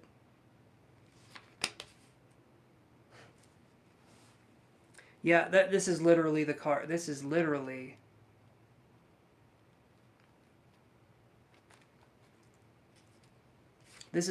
the card I'm getting right here. Contract in reverse. If it was like this, it would be karmic. When it's like this, I'm literally sitting over here and I'm thinking, this connection, and I'm feeling energy. I'm feeling some energy coming in here. This connection right now is at a not a precipice. That's completely the wrong word. This connection right now, it's on a teeter-totter. It can go one way or it can go the other, but right now it's kind of right there in the middle. So really pay attention to this person's character moving forward. If this person, I'm going to say this right now, Lex, if this person slips up in a pretty major way and they show that side of themselves again, really evaluate what's going on. If you feel like you can give this person the benefit of the doubt, do so, but really, really look at the person's character and if they're trying in the relationship. That's going to be how you know. And Jesse, If you wouldn't mind posting your question here, I'm going to be wrapping up with Lex, so please feel free to post your question, my friend. Awesome, awesome. Generally, I can give people an answer, a little bit more of an answer, but in this case, I want you to trust yourself. I want you to trust yourself. You are intuitive. You have the ability to understand what's going on, and you actually know yourself pretty well. So, listen. Listen to what you have to say. But also, actions speak louder than words. Look at the actions. Look at the attempts to try. Look at the attempts that this person is trying to do something. Yeah. And one of those choices is going to be more difficult than the other one because there's a son involved. There's this kind of thing involved. So it makes it a little more difficult to see things objectively. But I feel like this is a choice that you need to make. So give it some time, think about this, and then go from there. Sorry, I'm burping here. Ow.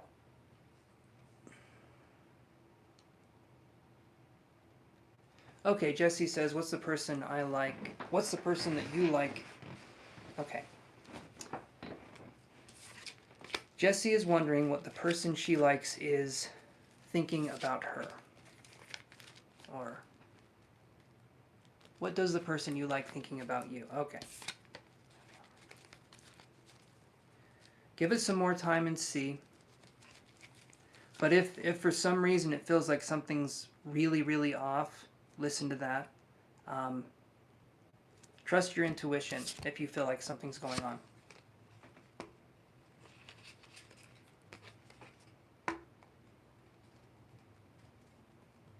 You're very welcome, Lex. You're very, very welcome. Feel free to stop by the channel whenever you want. I also talk about developing psychic abilities and doing stuff like that.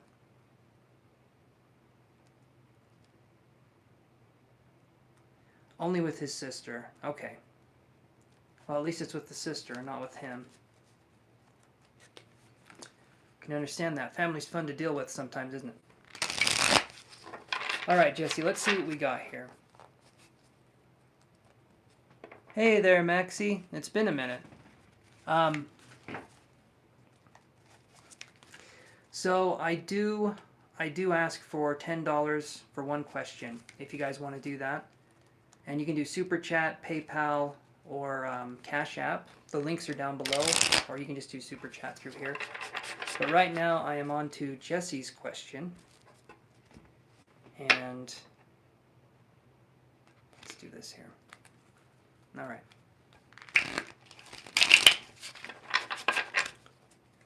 So I'm going to phrase this where it makes sense to me, to ask as a question here. Okay. My question is, what's the person I like think of me? So let's look at that one first.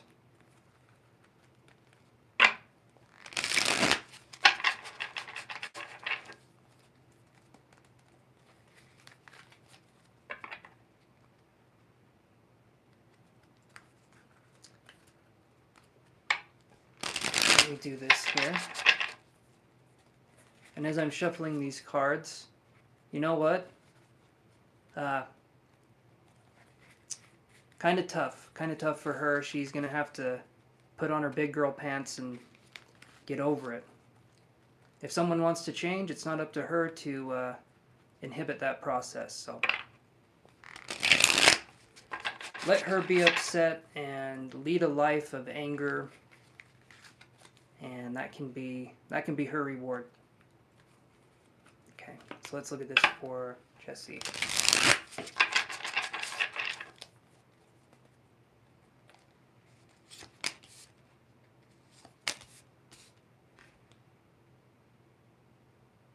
That's interesting. I say that a lot, guys, but this one really is interesting. Wow, this is some crazy stuff here. Normally I don't get any of these cards for a love reading. So let's take a look at these. First card I get with this person, how do they feel about you? I get the Devil in reverse, which you think would be God. but no. The Devil in reverse it's an interesting card. The Devil is a Capricorn card primarily. That's what it's classified as, is Capricorn, which I don't think they're devilish anyway. But the Devil in reverse would be maybe someone who is getting over an addiction or getting over vices. So I'm wondering if maybe there's obsessive thoughts either about this person from you to him, or possibly vice versa, but it feels like to me there's something here where we're trying to get into a more balanced state with a possible connection here. And then you said, when is he going to make more of an effort?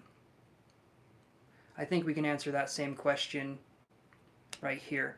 So we have Judgment in reverse right here.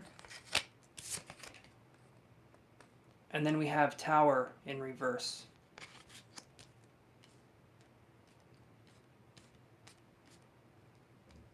So is that with the Devil card in reverse, would that make sense? It can be addiction, something going on like that, like getting over an addiction or getting over obsessive thinking. It's basically the card of extremes. But when it's in reverse, it would be like stepping out of extreme ways of thinking, or stepping out of being obsessive or impulsive.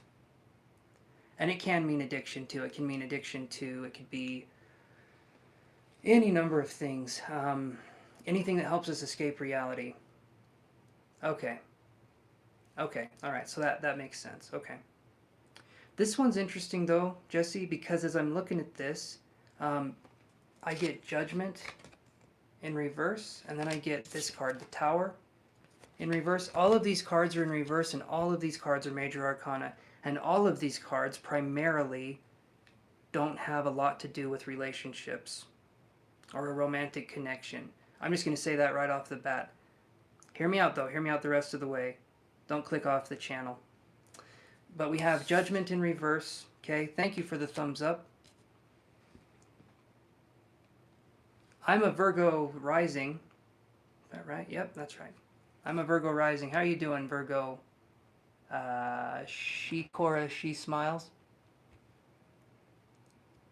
That is a tongue twister.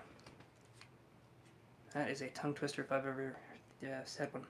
Okay, so this card in reverse. Okay, I'm going to read it like this. There's a lot of energy here, Jesse, as I'm looking at this. These are major arcana, which means there's a lot of energy. Every one of these is in reverse. His sign is Virgo. So there's a lot of Virgos coming up here, and I had a Virgo thing with the last person I did too. There's a theme of Virgo, generally over-analytical, possibly sometimes cold, maybe studies or something with studying or something with research or something with, I don't know, I feel more logic-based things with the Virgos, okay, because I'm one too, so I understand the logic part. Not that I'm logical. Doesn't mean I'm logical. I'm like the Mad Hatter, but with brief moments of sanity, and that's when I record myself. So, the Tower in reverse, Judgment this is purpose. This right here is a purpose card.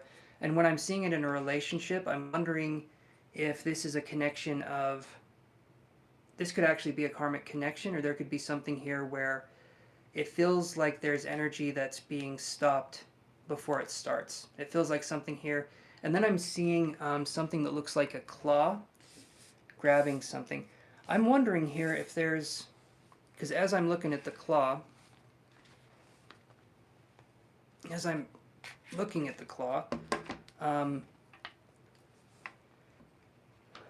wondering if there's some sort of anger or if there's something going on here.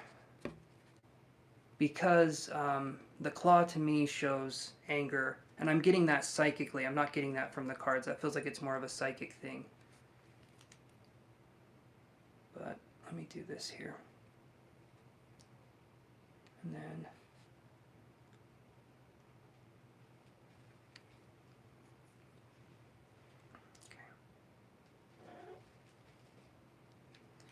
so I'm seeing a claw, and then I'm seeing white energy, which is really interesting. He was planning to meet you, it never happened. Okay, so there could be some anger, there could be something there. Okay. The white claw, though, or not the white, that means something else entirely, I'm pretty sure. The claw, and then the white energy, are you working on trying to forgive him even though there's some anger there? Even though there is there something there that you feel like you can't necessarily express the way you want to because maybe you'll scare him off? Like if we're frustrated or we're upset, we don't want to necessarily say how we're feeling because we might scare the person off, and so we try to bury it, and maybe that's leading to something building up.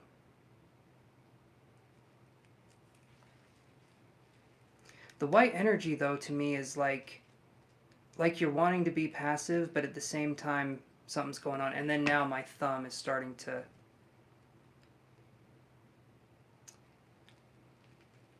It feels like it's being psychically pinched. Okay, no, we haven't been talking much, and you didn't confront. Okay, so that would be a situation where you were being more passive, right? It wasn't mentioned since. Okay, so that's a passive situation where there could be something building up. All right, so that makes sense. That makes sense. When there's not, and this is something that's really important, when there is not confrontation, there's no resolution usually, and then resentments can build up. Hold on. I had a question. So if you do a lot of healing work on a person, would it pay off?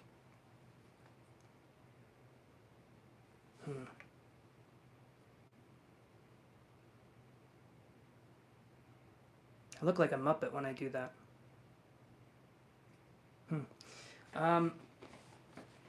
Would it pay off?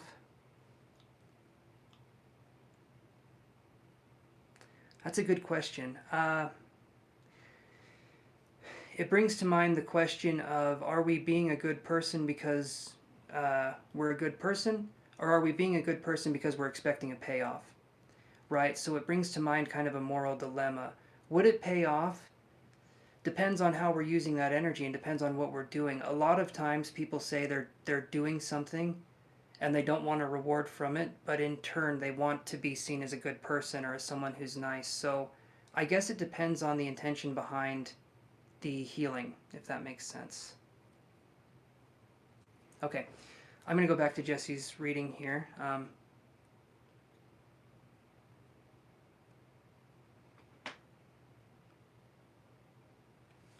Okay, so Jesse says, does that mean he's avoiding? Yeah, I feel like there's some avoidant nature here. I do, because if there was a meetup or something was coming up and then nothing was moving forward, it feels to me like there's some energy here where this person, if neither one of you is going to confront the other person about a meeting or something not happening, that's going to mean that there's already starting to be resentments. Things are already starting to build up, and there's nothing that lets the air out to make it so the situation's better. If the meeting was planned and it didn't happen, talk about it. Talk about it, and it sucks, it's not fun, that wasn't good that it happened, but do I see it happening? Let me see. Right now, to be honest, no. I'm seeing a disconnection, but let me see. I'll draw a card just to see, but I'm not feeling that there's a connection with this person in the way that it's like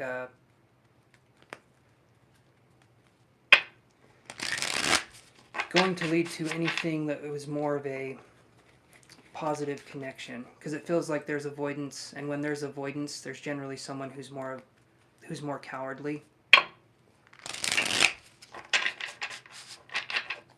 It's hard to own up to things, but it's necessary if we want to have a relationship.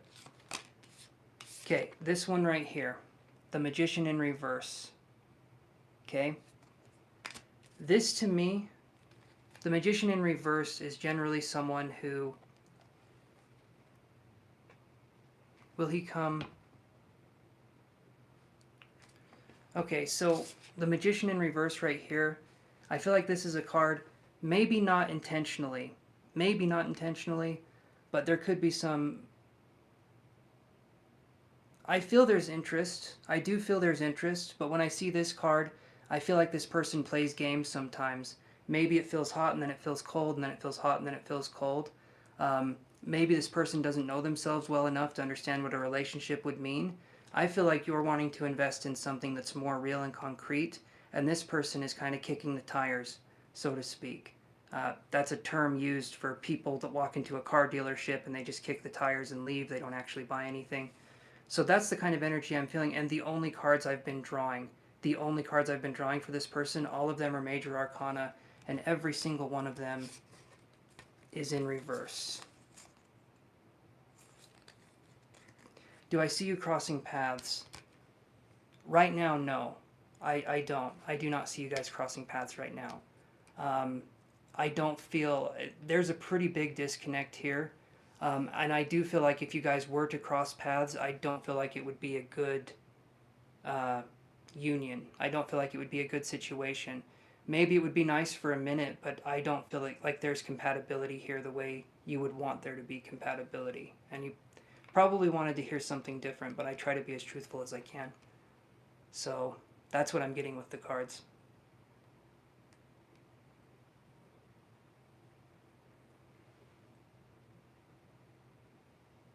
Slot plans? A lot of plans? Is that what you meant?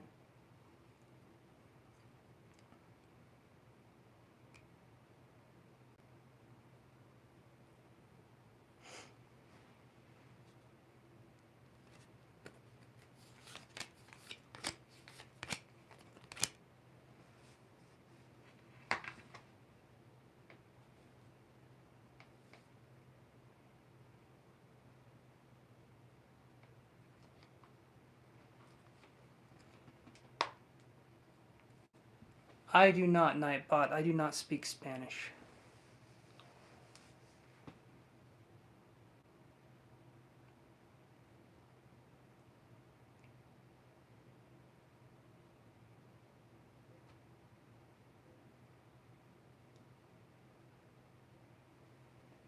Hold on one second.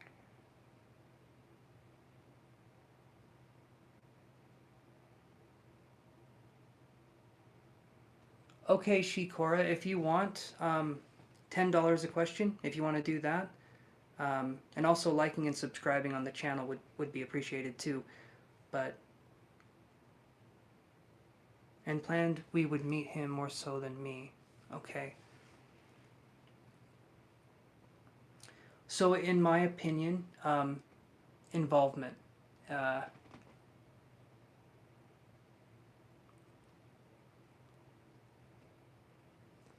I'm not sure the word you're trying to use there. Hey, Nightbot, I don't do free questions. I appreciate you asking first before barking it at me. I don't do free questions, though, but... And no, I don't speak Spanish. I barely speak English, so... You know, that's fun. Environment. Okay, perfect. I didn't know if it was involvement. I didn't know if it was... Okay, so let me reread. Okay, You talked for a while, your environment wasn't the best to have a relationship in. It feels to me like that there's still something here. There needs to be, in a way, confrontation. And that sounds like a bad thing, but in a really healthy and good relationship, confrontation shows that two people care about each other and they're willing to work things out. When there is not confrontation, a relationship either won't start or it will fall apart once it does. So with meeting up and it didn't happen, and you guys didn't talk about it after that, that to me is saying that this person is more in line with playing games than they are with wanting a real connection. It feels to me like this person isn't serious about the connection with what I'm feeling here. I feel like you are. I feel like you're sincere, Jesse. I get that feeling. But I don't get that same feeling from the other person, and especially with these cards, all of these cards being in reverse. It feels like there's a lot of obstacles here.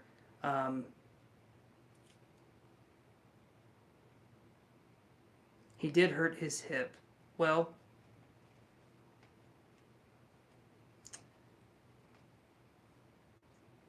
that I mean, that could mean something, but I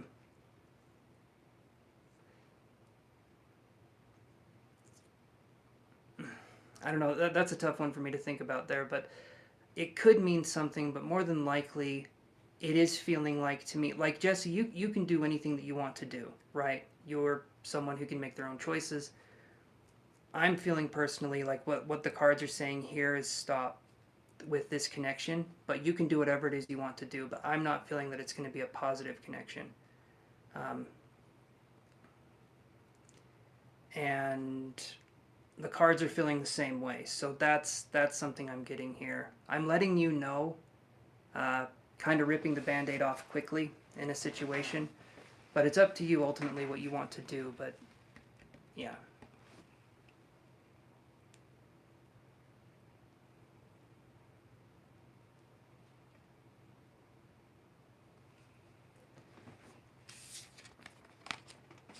But have it be something where you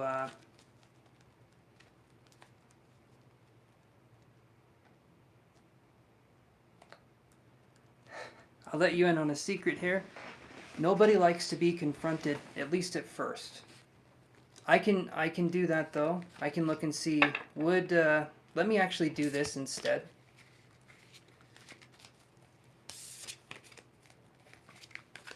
I like that you got that fire in you, Jesse. I do like that.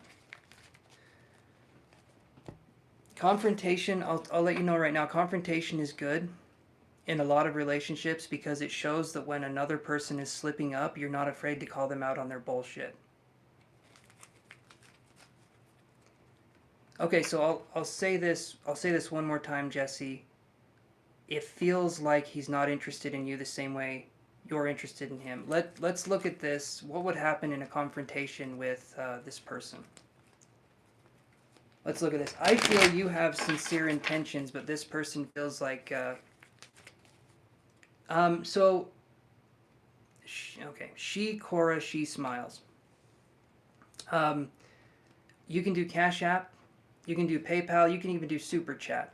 It really depends on what you feel comfortable doing. There's 3 different ways to pay. In the description link down below, there is a link that says WLO as the first letters of it, and that should take you to all the different pages of payment except for Super Chat, which you can do right here. So it really just depends on what you feel comfortable with. But let's look here and see what would happen with confrontation.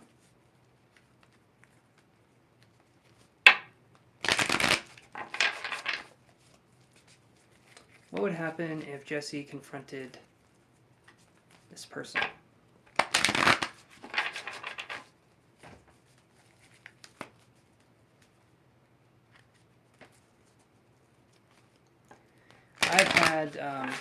I've had a beautiful partner in my life for 13 years. And she's called me out on my shit more than anyone else ever has. And at times it's incredibly frustrating, but it's made me a better person overall. I hope. I don't think I'm getting worse and worse. I feel like it's a progressive situation in a good way. So, but let's look at this for Jesse.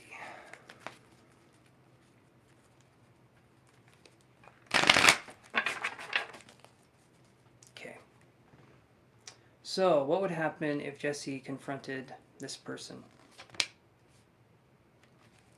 Okay. I get this card in reverse. So this is action in reverse. So I feel like what would happen if you confronted him is I feel like the person would become more distant. Maybe the person would say something or they would try to come back and say something, but I don't feel that it would be a situation where you would get resolution. Especially again where it wasn't talked about and it wasn't brought up again. Things need to be brought to light and discussed, right? And so that's what I'm seeing there. Jesse, again, you can do whatever it is that you want. I'm not feeling that there's a future with this connection. So sorry about that, but yeah, that's what I'm getting here.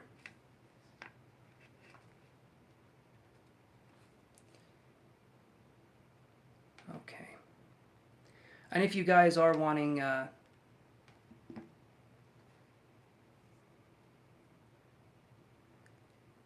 I feel... it does feel like, Jesse, we've been on this question for a minute. If you would like, we could do... Because I feel like I've answered a few questions here. Not just one. Because I understand these situations are difficult. If you're wanting to do another question on new love possibly coming in, then I would ask for another 10, if that would be okay with you, and then we can spend some more time on this. If not, though, I completely understand, and I wish you the best in that. Hopefully you understand why I would be asking for a little bit more, being the case. So whoever wants to come up next, unless Jesse wants to pay here, you guys would be the next in line. $10 a question. And but if you guys just want to chat with me, like just talk about certain things, you don't have to pay for that. I like teaching psychic development. I like talking about developing spiritual abilities. I myself am working on that, and so if I can help you guys with that, I will. You're very much, Jesse, or you're very welcome, Jesse. You're very welcome. I wish you all the best, okay? And thank you guys. And please like and subscribe if you wouldn't mind. And tickle the bell icon until it giggles. Real cute. So you guys can be notified when I go live. That sounds so weird. You know, it sounds like I wake up in the morning and anyway. Whoever wants to come up next, you guys can. If not, I can interest you with weird stories. All right. So let's do this. Let's talk about... trying to think here. I had some things written down. I've been working on channeling messages a little bit. Nothing super concrete yet. My guide tends to... I'm pretty sure they have a sense of humor. I'm pretty sure they do. Not 100%, but they give me bits and pieces of a story and not the whole thing, and then I kind of have to puzzle it out myself. And I have a feeling they're chuckling in the corner as I'm putting the pieces together and thinking, this goes here, this goes here. So let me find some of these here and we can discuss this. Unless you guys want to talk about, like I said, developing spiritual abilities, doing stuff like that, I'm open for it. And we can have a card. We can be looking at a card here while I'm going to be doing this.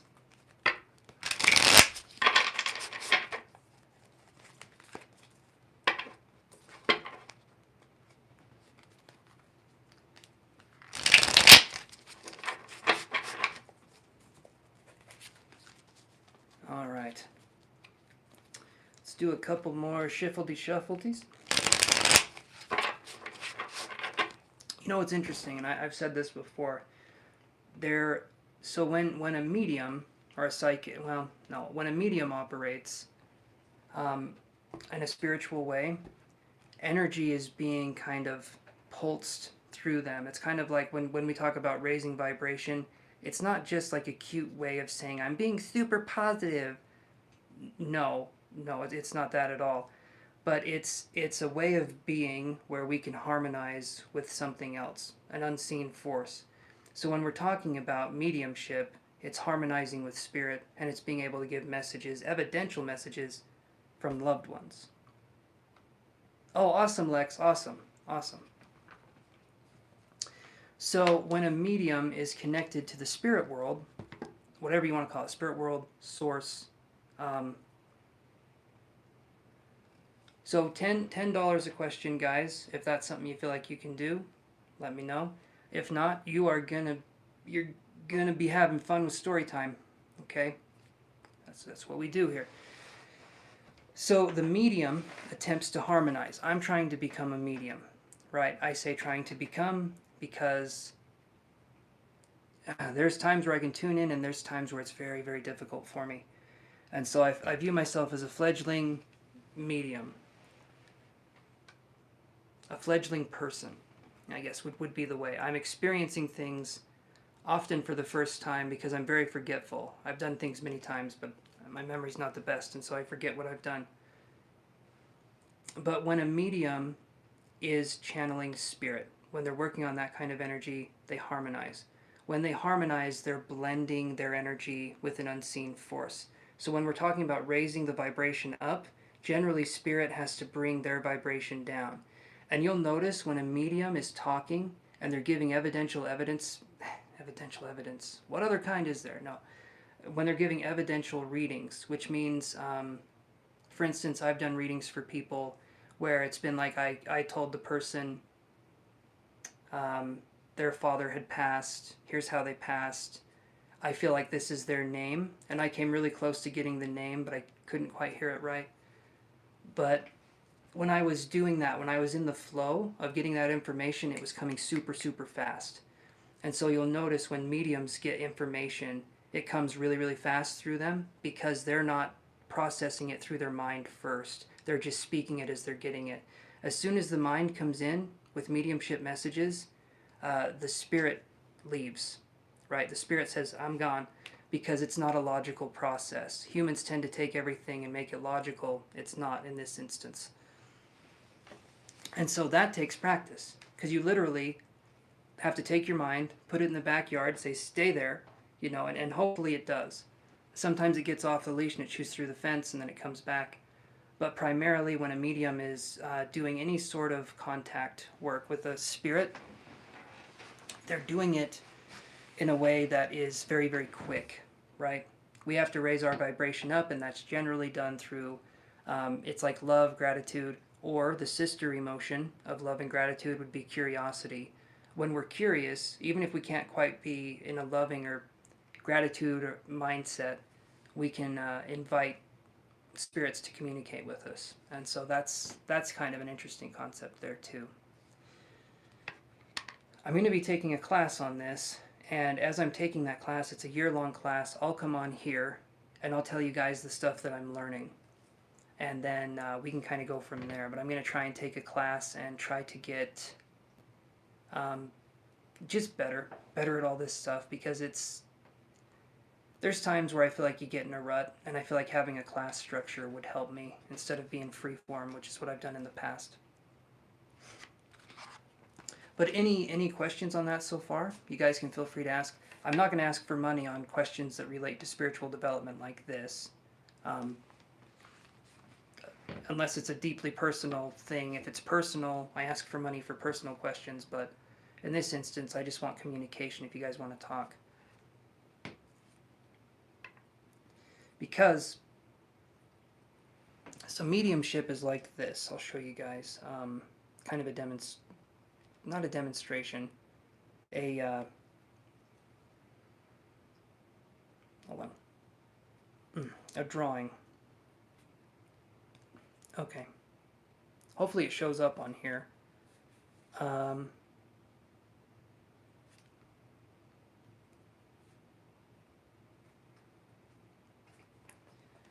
Usually it's like,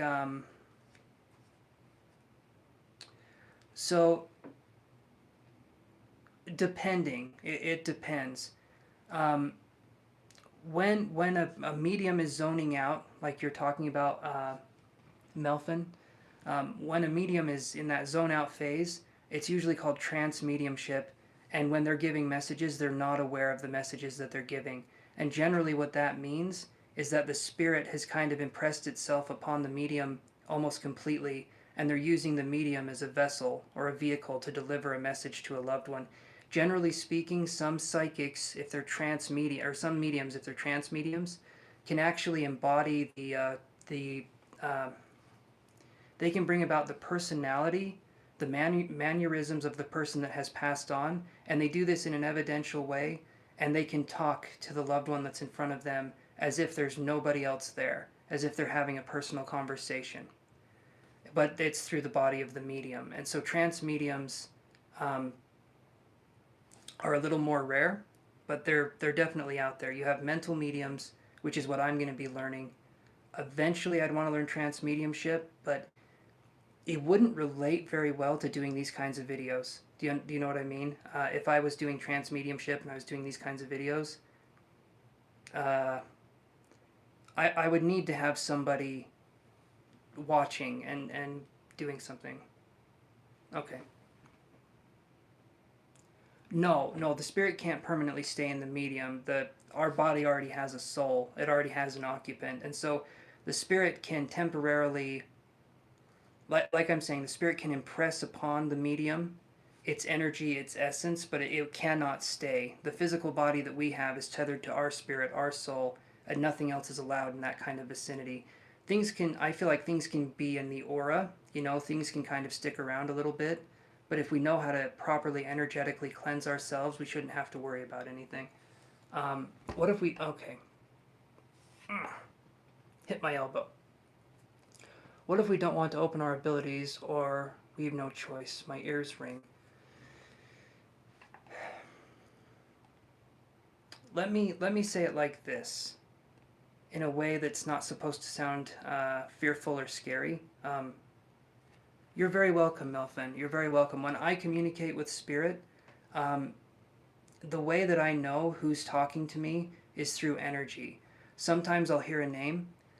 Sometimes I might feel something or I might smell something. But a lot of the times it's an energetic feeling of what I have, or it's just knowing. Okay, claircognizance is just having the thought pop in your head. There's a gentleman here. He was age 55 when he passed. I feel like he fell down the stairs. Um, he's saying something about a dog named Muffin, right? Or something along those lines. And that's kind of how evidence is given. Claircognizance is just having a thought, what feels like a thought, a fully formed thought, pop into your head when your mind is completely empty. That's generally claircognizance. That's either a mediumistic impression from a spirit, or that's psychic information trying to come through. But a clear, calm mind is what gives us the strength to do that kind of stuff. In fact, would you guys want me to read an excerpt? Am I saying that right? Excerpt from a book that talks about developing mediumship. I can read you something that would kind of put this into context if you guys are interested. And to answer your question, my mouth is drier than the Sahara Desert. I'm telling you right now. Okay. Another big boy sip of this shit, and we're gonna go for it. Okay. All right. So I'll answer your question, Lex. In my honest opinion, if you have an ability, I feel like you should explore it. It may be scary, but what's even more scary is knowing that there's things that are around you and you have no idea what the hell they are.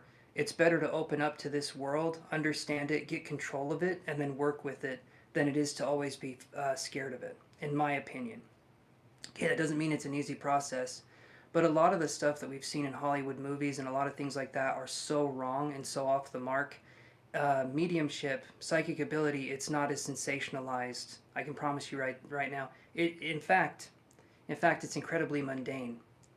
It's incredibly mundane, the things I've been able to predict for myself. It's not like a ray of light shoots out of my ass and I'm like, oh my god. No, it's nothing like that. It's generally much more mundane. It's a much more mundane experience.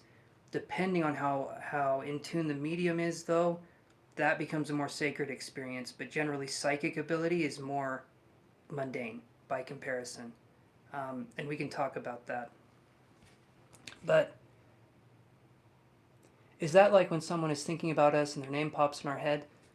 Similar. Claircognizance can sort of be like that. What I'm talking about is like a spirit, right? So psychic ability deals with things like telepathy, energy heal. Well, healing can be mediumship too, but psychic ability deals with things like telepathy primarily. And when I'm talking about telepathy or empathy, feeling another living person's emotions, that's psychic because you're feeling a living person's emotions. Telepathy, connecting with another person's mind, that's psychic. You're feeling another person's thoughts, right? If you could feel a thought, you would know it. Not making a ton of sense. But, so for instance, right, when I'm talking about mediumship, I'm talking about connecting with people that have passed on, They are no longer alive, a disincarnate spirit, or an entity that was never alive to begin with. It never had a mortal body to begin with. That's what I'm talking about when I'm talking about mediumship. Psychic ability is connecting with the people that are here, understanding someone's story through psychic links that are still alive. So you could view you could view psychic ability like, imagine a photograph. You guys are looking at a photograph, right? And the psychic ability would be the background of the photograph. It would be the mountains in the background, okay? But mediumship would be the subject in the very center of the frame. Mediumship is more dynamic, and you can feel personality, you can feel soul, you can feel energetic surges. Generally, with psychic ability, you don't feel an energetic surge, and you don't feel like you're connecting to something that's alive, or quote unquote alive, even though they're in spirit. Hopefully that makes sense.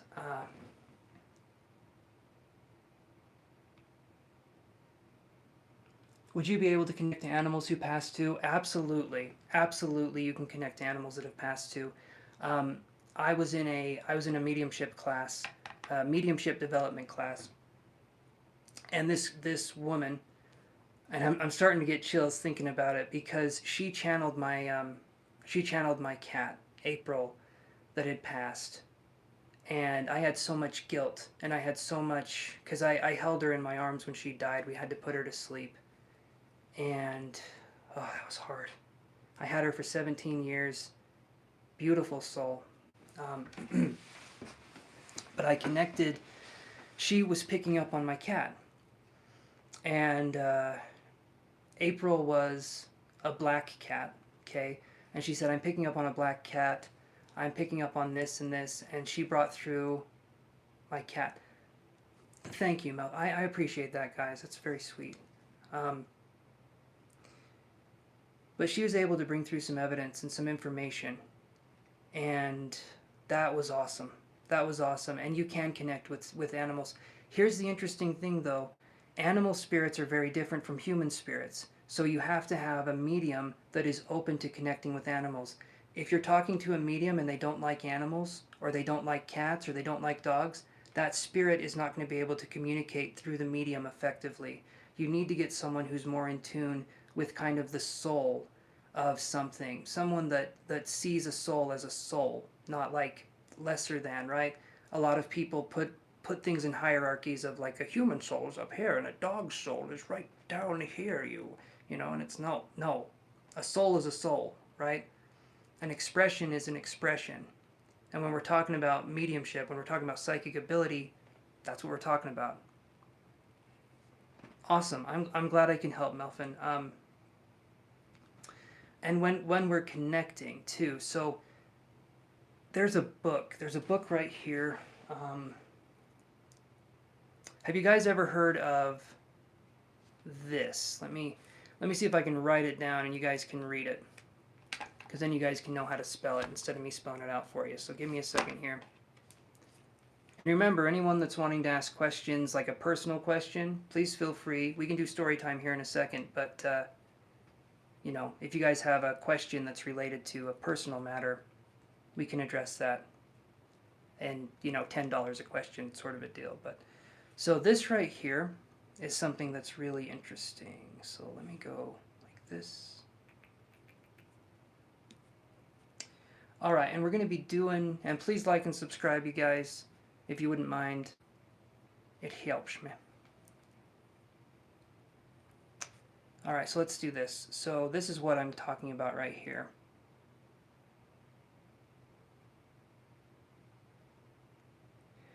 Oh, it's been such a long time since I've spelled this word. I'm hoping I'm spelling it right. We as humans have stepped so far away from our psychic abilities that it is now considered incredibly rare that any one of us achieves this. So, man, that is hard to see, isn't it? It's like if I hold it up to you, you're like, okay, there we go. This right here says siddhis, okay, siddhis. Generally speaking, siddhis are what we would call psychic perfection, right? That's roughly what it translates to, as psychic perfections. And the way that these abilities can manifest themselves is insane. It's absolutely crazy. But so few people ever, I think there's 23 different classifications of these siddhis, and so few people ever hit just one of these, that it's considered extremely rare that someone has one or two or three. So a siddhi, or an ability like this, if you can imagine, gurus, people like that, people that have like the non-attachment stuff and have really worked towards developing this part of themselves, they develop something that generally they can change physical matter in some way. They can change the size of their bodies. Maybe they can levitate. I'm talking about some crazy stuff because they've mastered spiritual ability to the point where their spirit body is powerful enough that it can exert actual force.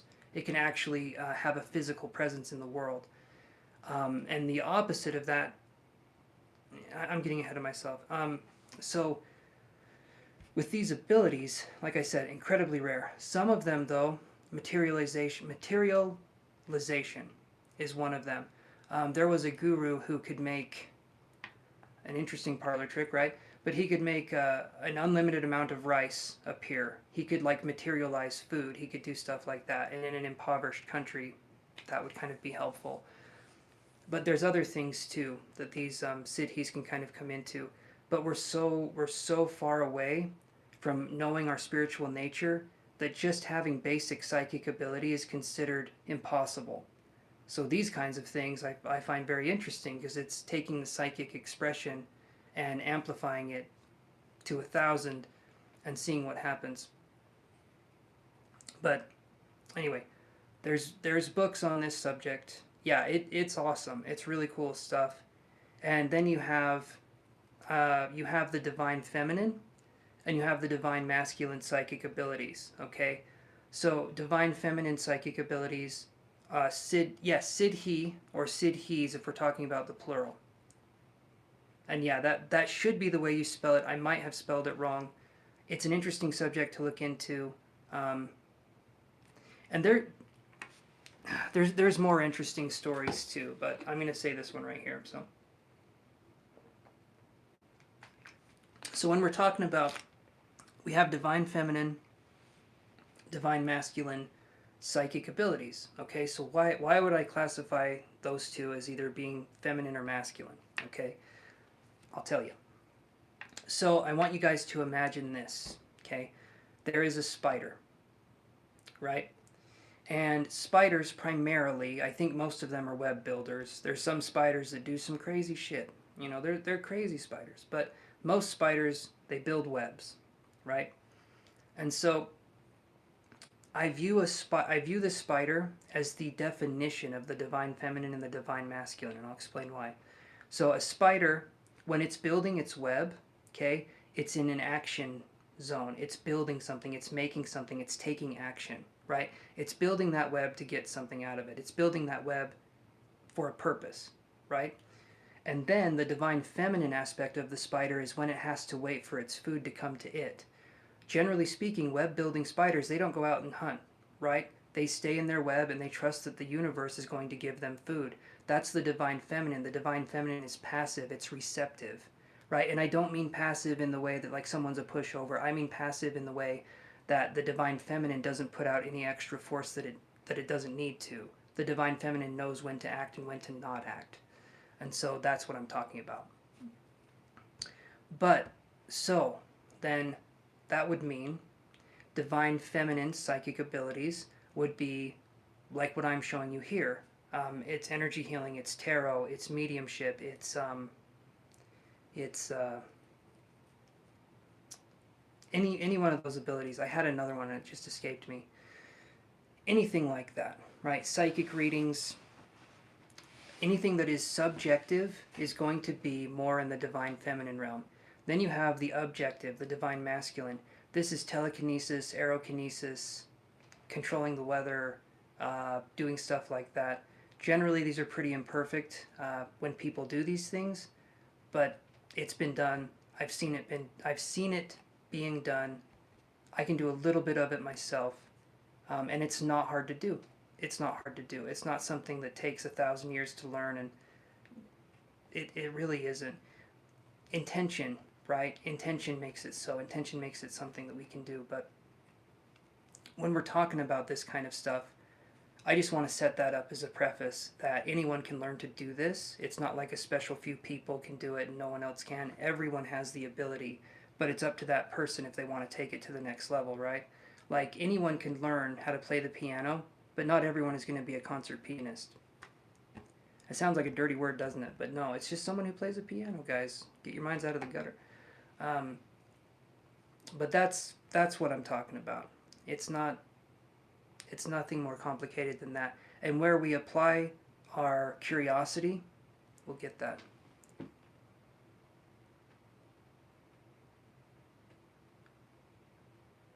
Awesome. You understand it better with the spider example. Perfect. Perfect.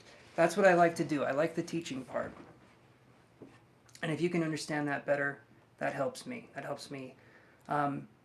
So then if we take the divine masculine and the divine feminine and we combine them, in my opinion, that's what creates the enlightened human.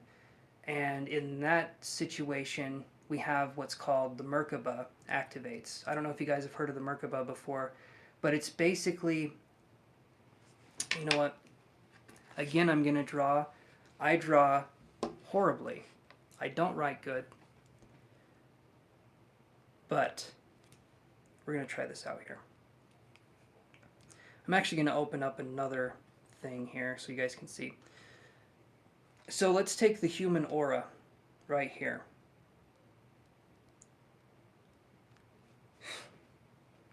I don't know what's going on with the stick figure, but it's sticking its butt out, and I'm sorry, I don't know how to draw. But here we go. So let's do this, and then let's imagine that a person's aura looks like this. Okay, the aura generally extends in most people from what I've understood. So please understand, this is my theory, I guess, on it. It's 3 feet generally, 3 feet, and if someone has a very very strong presence, maybe 30 or 40 feet, their aura can expand. All right. And generally speaking, if we feel really uncomfortable in an environment, like we feel like we shouldn't be here, it can be that a person, right, feels very insecure, and even they're doing this thing subconsciously. They're like putting their energy into the walls, and they're making it so that we will feel uncomfortable when we step into a different kind of environment because the person's claiming it. And dogs, they pee on fire hydrants. Humans, they stretch out their aura, right? I don't do free questions, Aparna, but I do appreciate you stopping by. So, this, I'll let you figure out which part's the aura. Okay, it's the part that's not the stick figure. It's sticking its little butt out, you guys can see that. Twerking a little bit, right? Because we all do that when no one's looking. Okay, anyway. So we have this right here, and if you look at the aura, it kind of looks disorganized, right?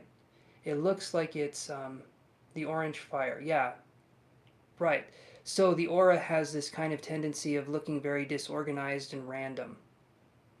Okay, so when we're talking about disorganized and random, there's no structure to the aura. It kind of free floats and does whatever the hell it wants because the person hasn't developed their spiritual body enough to the aura having some sort of form or some sort of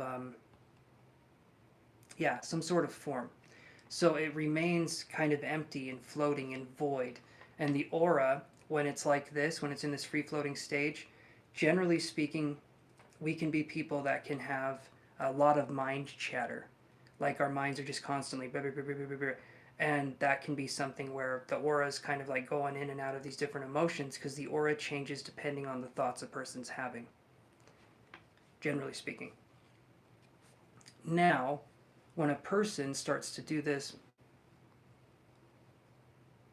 so a halo aura would be something that's pretty rare, but it would be someone I think that would be more enlightened, right? The halo represents substance. It represents structure.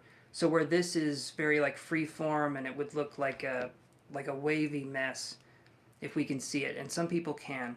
Occasionally I can, but I don't see the full aura. I just see a glimpse of it for half a second. But some people can see the full aura. I don't, though. But in this instance right here, this is something where like I said, the halo represents structure, it represents substance, and so there's going to be a stronger presence of energy around this person. And generally speaking, that's going to be a healer. That's going to be someone who has a quote unquote like Christed consciousness or Christ-like consciousness, not like Jesus Christ, because all that means is the anointed, right? So it's someone who has ascended. It's someone who has reached a level of understanding in the spiritual world, and in the physical world they're able to take these kinds of abilities with them. Generally speaking, though, those kinds of people are rare. You're not gonna run into those people at Walmart, for instance. And yeah. Okay. So now when we start reaching, so the reason why I was talking about divine feminine and divine masculine is because we live in a duality construct, okay? So what does that mean? What do I mean when I'm talking about a duality construct? So a duality construct is how humans learn as individuals. So humans learn primarily through contrast, right? We learn hot from cold or cold from hot. We learn night from day. We learn mom from dad. We learn, male from female. But there's something that we can compare to something else, and that's how we learn. That's usually how humans learn. And so when we've incorporated the dualistic concept of our reality, left and right, black and white, night and day, okay, when we incorporate all of those things and we start to become in unity with our own spirit, our own sense of spiritual power, that's when this starts to happen. So the aura goes from being a jumbled mess to looking something like this. And this is very rare. This is something, as far as I know, it's something that happens very rarely, but I don't know everything, so maybe this happens all the time and I'm just not aware. But right here, the aura would look something like this. And I drew it kind of crudely, but you can see. So if you look at that aura now, you can see that it's structured, right? And it almost looks like the Star of David. It looks like that's what it looks like. It kind of has that six-sided star look. And the reason why it looks like that is because of this. So we have this triangle that's pointing up right here. You're very welcome, Aquerna. Hopefully I said the name right. This triangle that's right here, that's going up, this is the masculine. You can almost view it like the phallic symbol for the masculine, right? It goes up. You would hope. Otherwise, call your doctor. This one right here, though, this other one that's like this, that's facing down, that represents the womb. So the divine masculine is the triangle that's going up, and the divine feminine is the triangle that's going down. When both the male and the female becomes unified, when both of these aspects become unified, the aura starts to solidify. And when the aura starts to solidify, it turns into this, a Merkaba, right? A Merkaba is a spiritual vehicle, and generally speaking, when the Merkaba comes about, it's kind of like entering a cheat code and getting everything. It's the mother lode of spiritual advancement. The Merkaba is like a spirit vehicle. We're talking about instantaneous transportation. We're like anything that you could think of in this physical reality you could do, and so many more things. But generally speaking, I've only known a few people that have done it. No, I'm just kidding. Anyway, you guys know I'm a kidster. But this right here, this level of enlightenment takes effort. It takes time, and I feel like the reason why we're here and we're learning lessons is to incorporate the dualistic reality that we're in into a unity-based consciousness where we're no longer fighting with the self or our environment. There we go. Perfect. I'm glad this is making sense. I'm glad this helps. So that's something that we can talk about here. And now this is an interesting part. They say, and I'm going to do this, I'm going to put it in quotations. I don't know who the hell they are, but apparently they're everywhere because they say a lot of stuff. But apparently they were here too. So they say I got rid of it. Oh, no, I didn't. Okay. They say that when someone hits this level of like auric power, I guess you would call it, or the Merkaba, They say that the person's energy field can be felt up to 300 miles away. So you're talking about someone's aura taking up a huge amount of space. And that's just one person. So I would have a feeling that would kind of put some things, that would kind of interrupt with some things, right? So we go from 3 feet to about 300 miles. So if you put that into the equation there, that's it's a lot, right? Hey, I don't know what to call you, so I'm going to call you 20. Hey, 20. It's $10 a question. I don't do free readings. If you would like. Thank you, Melvin. I appreciate that.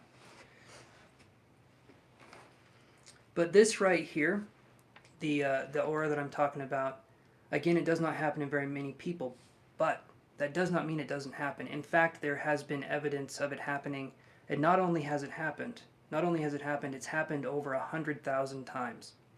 Okay, and I'll explain what I mean by that, because that seems like a pretty specific number, right? But the oh man,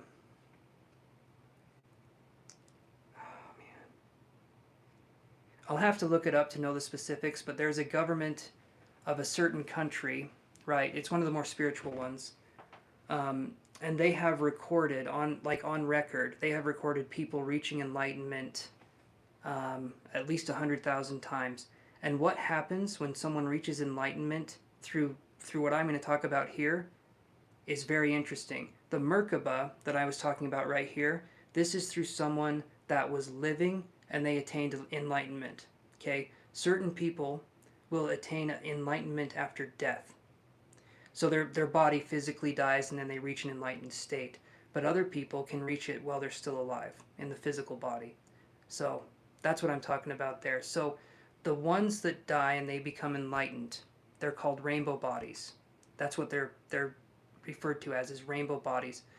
And what's really interesting about these rainbow body individuals is that generally it's monks, right? It's monks that have this meditation, and they actually focus on a symbol to achieve meditation, and they try to get rid of all attachment and desire to anything on this earth, because attachment and desire causes suffering. And if we're suffering from something, we still have more lessons to learn.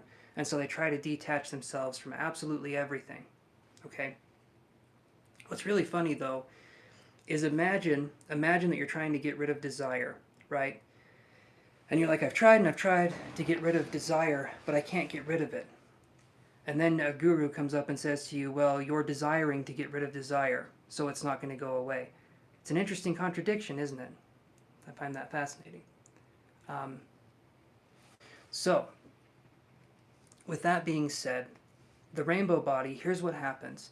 A monk generally says they decide when they're going to die, or maybe they have a calling and they know when their body is going to transition.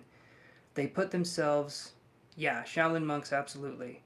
I don't know if it's Shaolin that this happens to. It might be, I'm not sure. But they are insane. I mean, they could... Anyway. So they decide that they're ready to pass on from this world and go into the next world. Okay, they're generally older people. They've lived a full life. They even have students underneath them. It's a whole thing.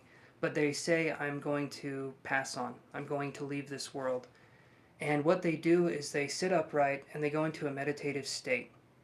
And they will themselves to die while they're still alive, while they're in a meditative state. And when they die and they pass on, and there was even a Catholic priest, okay? This is a Catholic priest. Catholics generally don't want to believe anything. They don't want to believe anything that's in front of them that isn't Catholic based, okay? But there was a Catholic priest. He went to go see the evidence of these people that had achieved rainbow body, because he thought it was a myth, he thought it was this fake thing. He goes in, he sees that someone is getting ready to enter the state of probably becoming into this rainbow body. And what happened was this person died. This teacher, this person that had been at the monastery with the monks, passed on. And when he passed on, immediately when his soul kind of left his body, there was a feeling of absolute and utter bliss that just went throughout the whole monastery. you would think the people would be sad, right? You would think there would be something there, but even the Catholic priest felt it. It was like this euphoria. Because this person achieved rainbow body, there was this euphoria. And not only that, the Catholic priest was talking about for 3 days, you would walk around and you would hear like angelic singing and humming. It was just this constant, beautiful harmony of sound that you would hear all the time. And he said it was amazing, like it was life-changing, right? And this lasted for 3 days. That's not the craziest part, okay? It gets even crazier. This part's really weird, all right? So here we go. So then you have the monk's body is right there. And what will happen is that the monk has died, right? And so you're thinking they would decompose after death. No. Instead, what happens is their aged and withered face becomes younger and younger looking, and then they actually start shrinking down in size. And eventually, their bodies turn into ash. It just turns into ash. But they shrink down in size, they get younger and younger looking, and then they turn into ash. That's some crazy stuff. That's some crazy stuff. I would love to witness that one day because it sounds amazing. Also, it sounds scary when I'm saying it, but if you were in the presence of it, it's not scary. The person, even though they have passed on, their body looks like they're still alive. And like I said, each day, it's like for 10 or 11 days that the person comes back and looks at them, they look younger and younger and they look like they're just sleeping, right? Yes, it is like Benjamin Button, right? They go and they hit that Benjamin Button and they start going backwards. But that's one of the ways rainbow body, that's something that is achieved, but it's through work. There's actually a very specific symbol that they meditate on, and you have to, in their belief, you have to meditate on this symbol for 15 years. No, I've never seen it. I've never seen it, Melvin. But because I've experienced psychic ability and because I've experienced a lot of crazy things in my life, I do believe that could absolutely be real. I've had some very weird experiences, very interesting. Nothing like rainbow body, but I do believe there's so much more out there that we can't see. And rainbow body seems fitting because it's talking about that whole spectrum, And so, guys, if you like my content, please remember to like and subscribe. I would really appreciate it, and it helps the channel grow. So, yeah. Aparna, please don't ask any more questions, my friend. Sure, Melvin, as long as it's not a personal question, we can do that. If it's personal, like career, or you're wondering about a love question or something like that, I do charge for those. But spiritual related questions and stuff like that, go for it. Oh, I got another like. Thank you.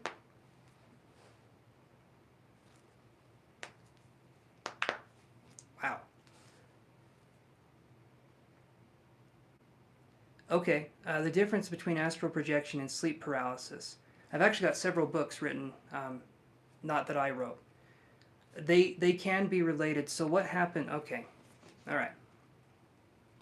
This is something that's pretty cool. So I'll tell you this story right here. So 9 years ago,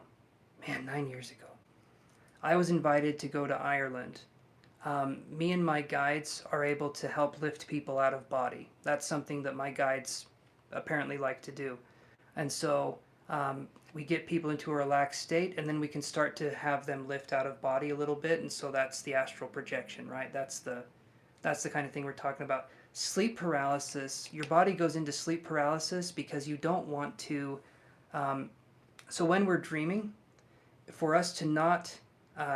enact our dreams, our body, says, hey, chill out, we're going to go into sleep paralysis. So generally it's a pretty strong form of like a meditative state.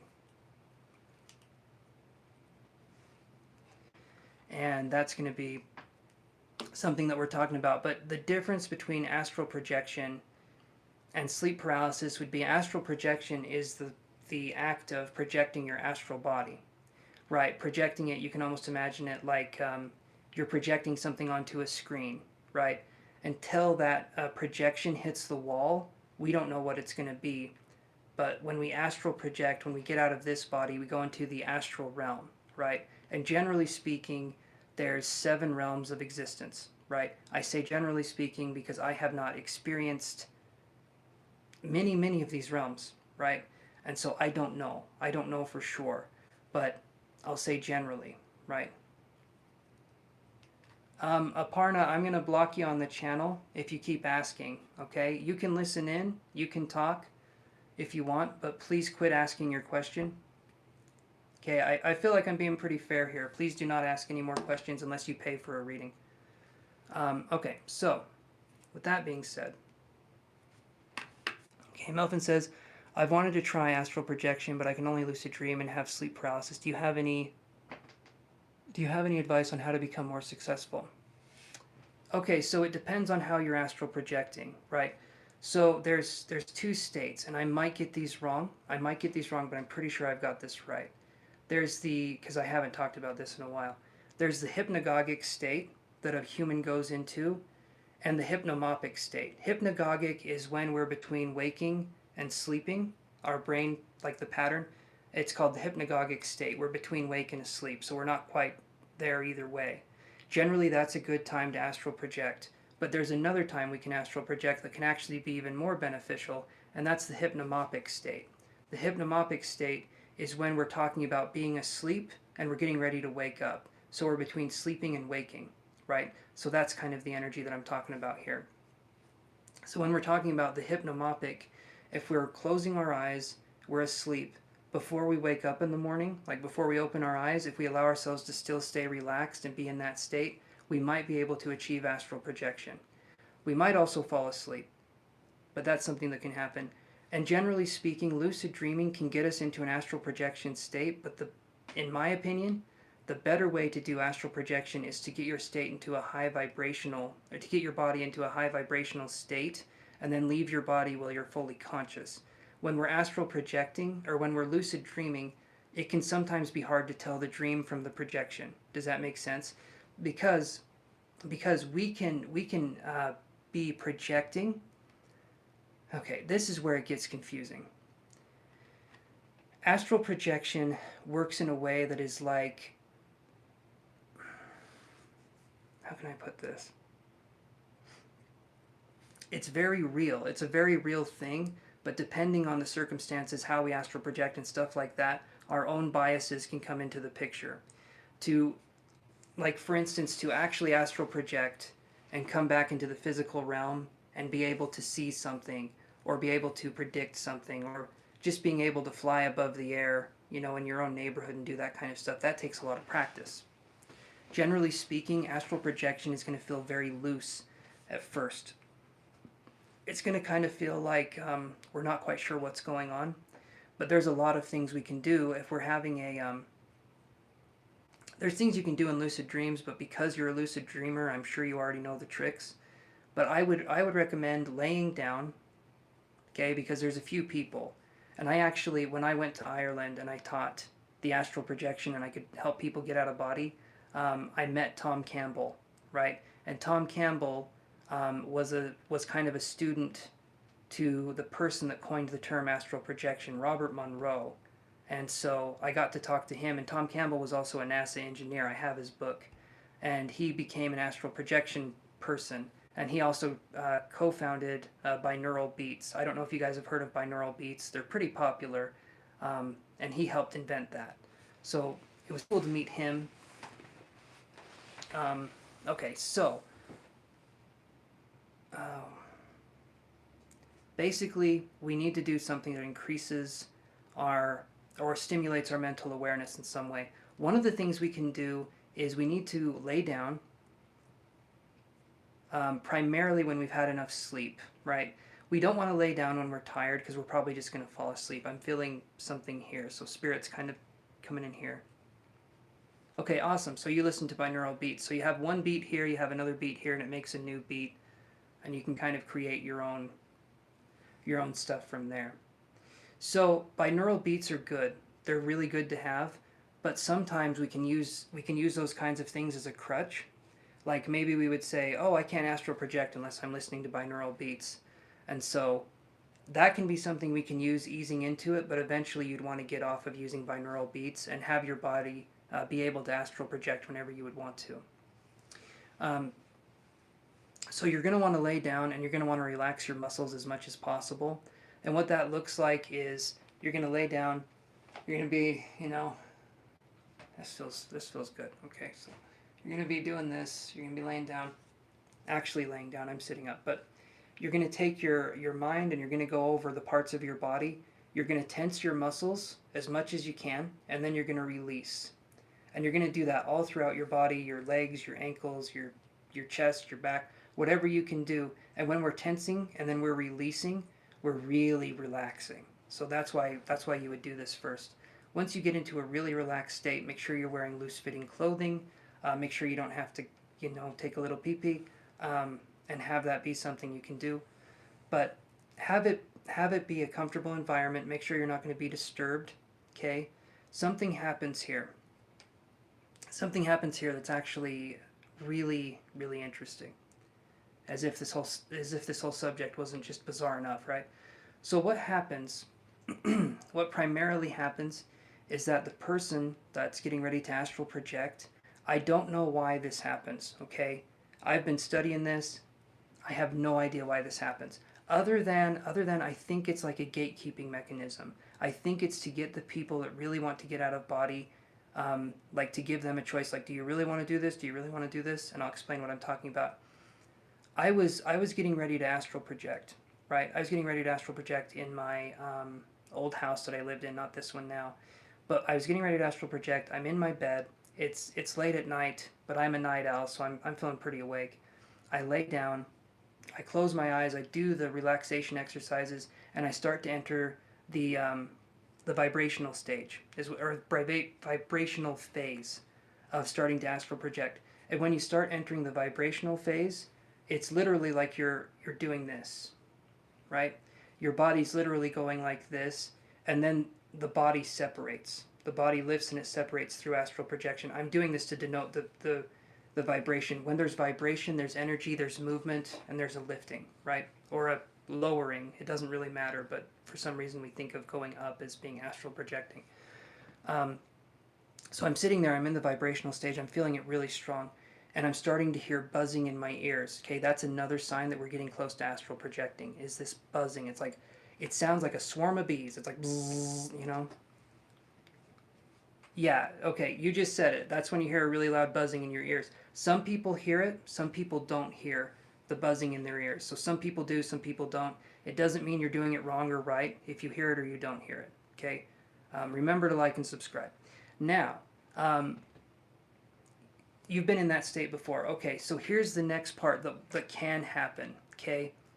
And I don't want to alarm you, I don't want to scare you, because it's just a test. It's just a test. I failed it, right, in this moment, but it's just a test. So I'm hearing the vibration, or I'm hearing the buzzing, I'm feeling the vibration, and as I'm in that state, my heart's starting to race a little bit. I'm getting excited. I'm gonna go out of body. It's gonna be great.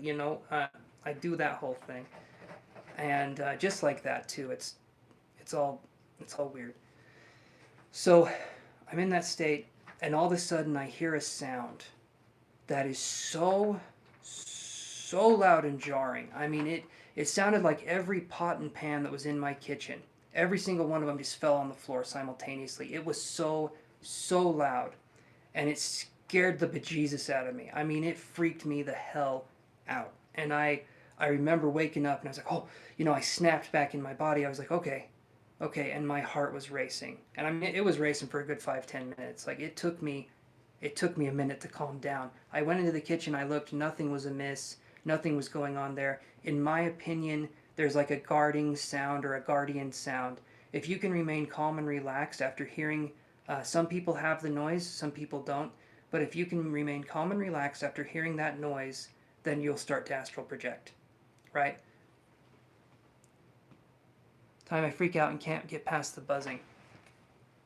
Eventually, when we practice long enough, we get used to these states, these different states of consciousness, and it's easier for us to astral project, or it's easier for us to access these kinds of abilities. But at first, it's going to feel very foreign, and it's going to be difficult, and it's going to take time. Um, Generally, it happens in phases. It's like a little bit of vibration, a little bit of buzzing, a little bit of this, and maybe once every couple weeks, we feel like we get kind of close. Hey, Tree, yeah, I do. I do have a PayPal. It should be in the link down below, but it's also ChanceMadsen1@gmail.com. Not one as in like I won, but one is in the number one.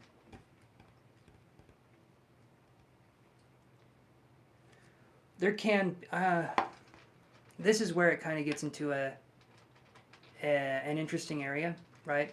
So when we're talking about astral projection, we would be talking about there being astral entities too. It's not. Yeah. So here's something to think about. Here's something to think about, Melvin, and anyone else that's watching this right now. When we're looking at an entity, a shadow person or anything like that, and we feel fear, I want you to look at it like this instead. What if the fear that we feel is that entity is scared, right? What if the entity is scared, we're picking up on its fear, and then we say it's evil? If we're empathic and we're able to see spirits, why wouldn't we be able to feel what they're feeling? Okay? There's been a lot of black shadows. I have them in my house all the time. I've rarely had any issues with any of them. If I feel fear, if I feel scared, it's generally because that's a feeling that they're having and I'm picking up on it. But a lot of people like to jump to evil being the first thing that they think of when they see these, and it's not. It's not. It's been blown out of proportion. And that can happen too. They observe. Shadows observe. They definitely do that. You can set boundaries. You can set boundaries and say, I don't want you looking at me while I'm sleeping, or while I'm having private time, or while I'm doing this or that, or while I'm showering. You can set boundaries and they will follow. No, they don't usually. There's usually no harming or anything like that. They're kind of there and they're observing, but I've had instances that were weird. I had it where I woke up once, right? And I was channeling a spirit. I woke up and thought I was a 17-year-old girl, and that was interesting. I woke up in my room extremely disoriented because I was this 17-year-old girl. I was channeling this spirit, but they can't do anything to you. Awesome, Tree, super chat works. Perfect. But if we're feeling fear, remember that it could have been, maybe they died in a way that was fearful. Maybe someone died in the way that was fearful, and maybe their spirit is kind of around to say, this is how I passed. You know, they're carrying a trauma with them. They're carrying something with them. But the shadows are not, in my opinion, they're not bad. But they've been made to be bad, right? White shadows are good. Black shadows are bad. I don't know where the hell that came from. But it's not the way it is.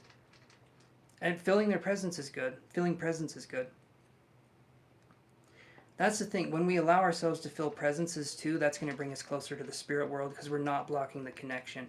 We need to remain as non-biased as possible when it comes to dealing with the spirit world, because humans like to categorize, we like to label, and we like to put our own biases on spirits, entities, different things like that. And in reality, it's so much more complicated than we could ever think, right?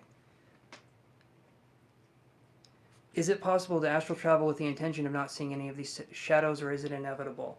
I think it would be possible, yeah. But when we're talking about astral projection, we're talking about going into the astral realm, okay? The astral realm consists of everything. I mean, there's everything in the astral realm. You think Vegas has everything? No, the astral realm, that's what has everything. And so, let's say this, for example. You're wanting to astral project and not see any shadow figures. Your primary intention is you're saying, I do not want to see any shadow figures. What's going to happen is you're going to see shadow figures, because you're stating your intention to be something that is in line with, I do not want to see shadow figures. But you're thinking about shadow figures. You're thinking about not wanting to see them, and because that thought is in your mind, you're actually going to see more of them. right? And so, in my opinion, the best way to do it would just be I want to astral project, and I want to experience astral projection in a positive and loving way. So as long as we're focusing on that being the intention, then we're fine. But as soon as we start focusing on the things that we don't want to have happen to us, they're going to happen to us. And what's interesting too is that the shadow person that you saw could have actually been something of your own mind that you created for yourself, and you freaked yourself out. That can be something that can happen. We can create these different kinds of entities. In that situation, it's called a tulpa, a minor tulpa, a thought created form, right? It's a form that originated from thought. And when we're in the astral realm, things manifest quicker. It's not instantly, but when we think of something, it manifests quicker. Then, so we have the physical, supposedly.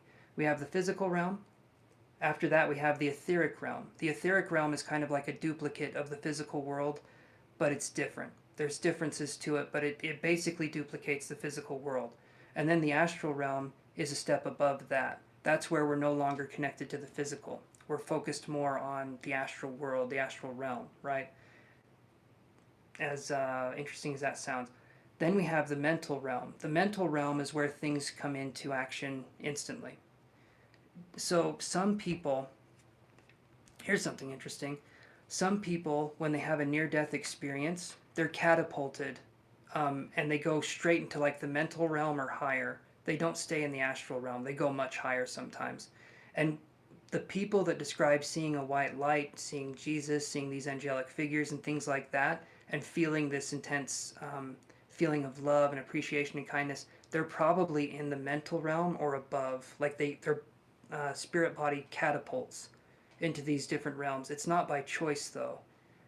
And generally speaking, it takes a pretty good practitioner to project further than the mental realm.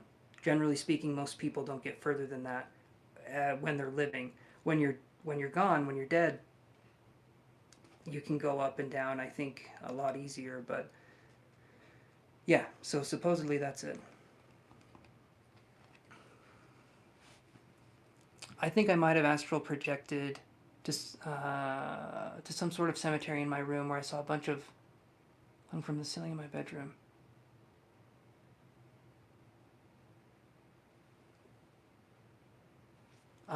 Okay, so I can do that. Give me a second here.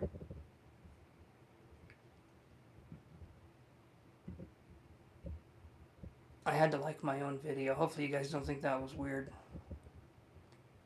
Even I think that's weird, but okay. Alright, so let's do this, and then I'll give you the link. Well, actually, I'll just do this. So if you guys want to donate to get a live reading here, you can do this. So click on this link, and when you click on this link, go to where it says support me, and then you can do your payment there, where it says support me, or you can use Cashapp. But primarily speaking, it's the support me. Click on that link, go to support me, enter in a $10 amount, and that's it. Awesome, awesome. Glad you guys don't judge. I was going to do it anyway, regardless of judgment, but it's good to know you guys don't care. But yeah, so astral projecting versus having a hallucination. Yeah, it is. It's confusing. I probably need to change it. I didn't put I probably need to change it. So if that's confusing, that's on me. I'm sorry about that. Because it probably looks like the support me part is just the title of like what's going on, and then you have the other anyway. So yeah, and here's the part that you're probably not going to want to hear because it sounds kind of wishy-washy, but I'll say it. Hallucination or astral projection, at the end of the day, it doesn't really matter, right? Because if we are interpreting one form of reality to be more real than another form of reality, we're blocking off our experience to learn something. As soon as we start saying this reality is more valid than this reality, we're blocking ourselves from learning anything further. We have to focus and be objective and learn something from everything, at least in my point of view. So hopefully that makes sense. But that astral projection is the ability to astral project. It's the ability to step out of your body, have an out-of-body experience. A near-death experience is generally classified as being of a higher energy than astral projection, and generally people go much higher than just astral projection, generally. Now, okay, I got your payment. Perfect. All right.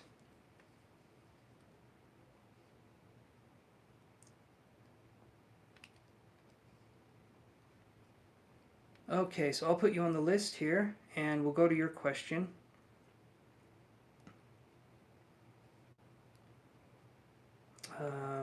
Let me write your name down here. Hold on.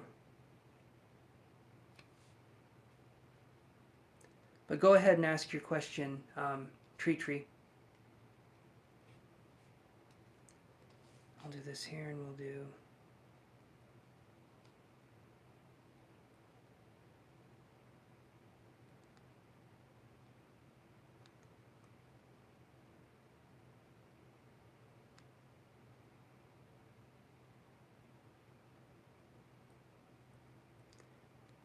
Okay, then we have this one. Okay. There we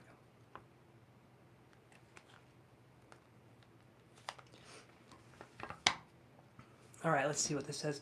Will Caleb reach out to sort things out, communicate better, and will it grow stronger? I sense they will. Okay. So let's try that, because sometimes we're sensing something that's actually going on, and sometimes it's wishful thinking. So let's see what's going on here. Let's use the energy cards. So... my cat's being really weird. Awesome. The cards fly out. Sometimes for me that happens. I mean, they don't fly out, but they flop on the ground. I'm good at doing the card pickup game where I just drop cards and I have to pick them up. So that's always fun. Okay.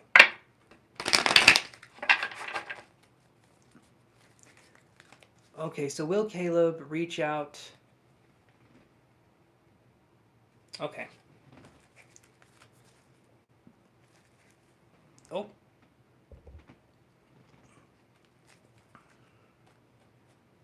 Yeah, hold on 1 second. Oof. Give me 1 second, guys.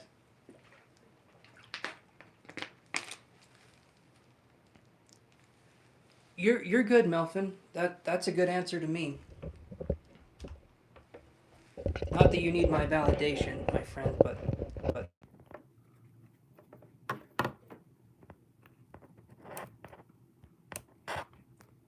I'll say right now,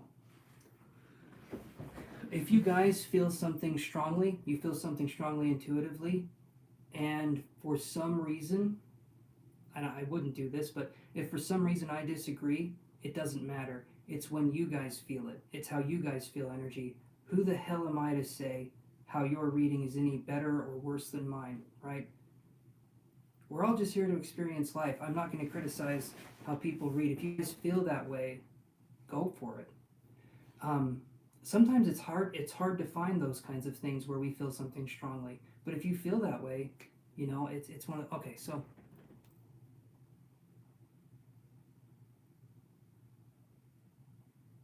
Okay, it always rests. Okay, so let's see what we get here. I'm going to do an energy thing.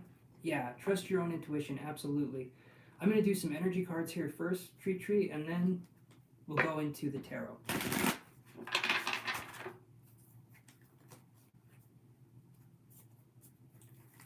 Okay.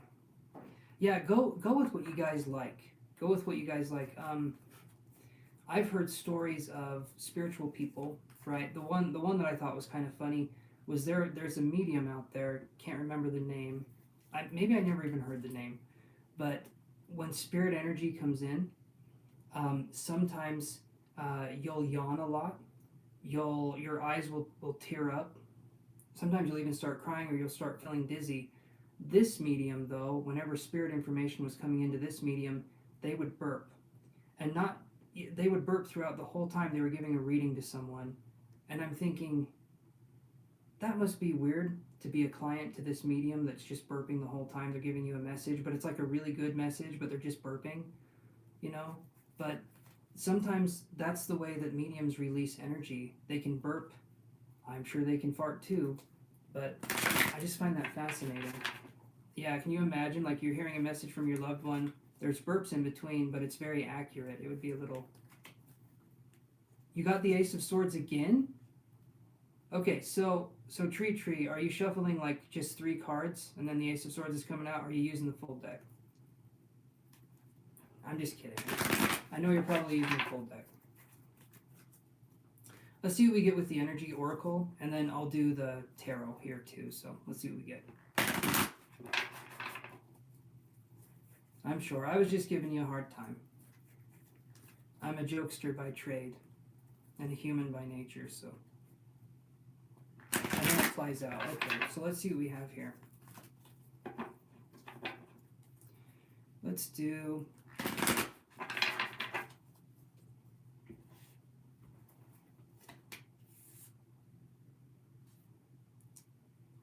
I'm going to do 2 cards.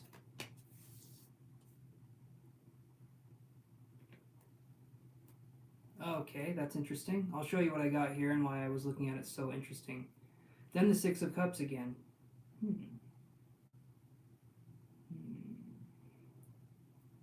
Well, let's see what my cards have to say. Right? I like to shuffle, and if the same cards come out, it's the message. Absolutely, 100%. I've had that happen to me. I can't tell you how many times. So we have woman holding a heart. Here's the part that's interesting. We have woman holding a heart, and then we have walking away. Isn't that just a kick in the crotch? Even if you don't have any dangly bits, that's still a kick in the crotch, because it's like, what do I do? So I'm gonna go a little bit further into this. These cards right here are contradictory in nature. It's like you're holding a heart, they're walking away. So let me look a little bit more into this. My cards, I swear to God, they like to tell jokes sometimes. Okay, you're the walking away. All right, I can understand that. To regain your energy, to have some composure, I can understand that too. Only problem is I like my alone time a little too much. You've removed them. Okay. So let's see what we get here then. So what I'll do right here, Tree, is I'm going to put a card underneath woman holding a heart. And as ironic and weird as this sounds, this is going to be Caleb. Okay? Just because you said you're the walking away energy, I'm going to do this one here. All right? So let's do that.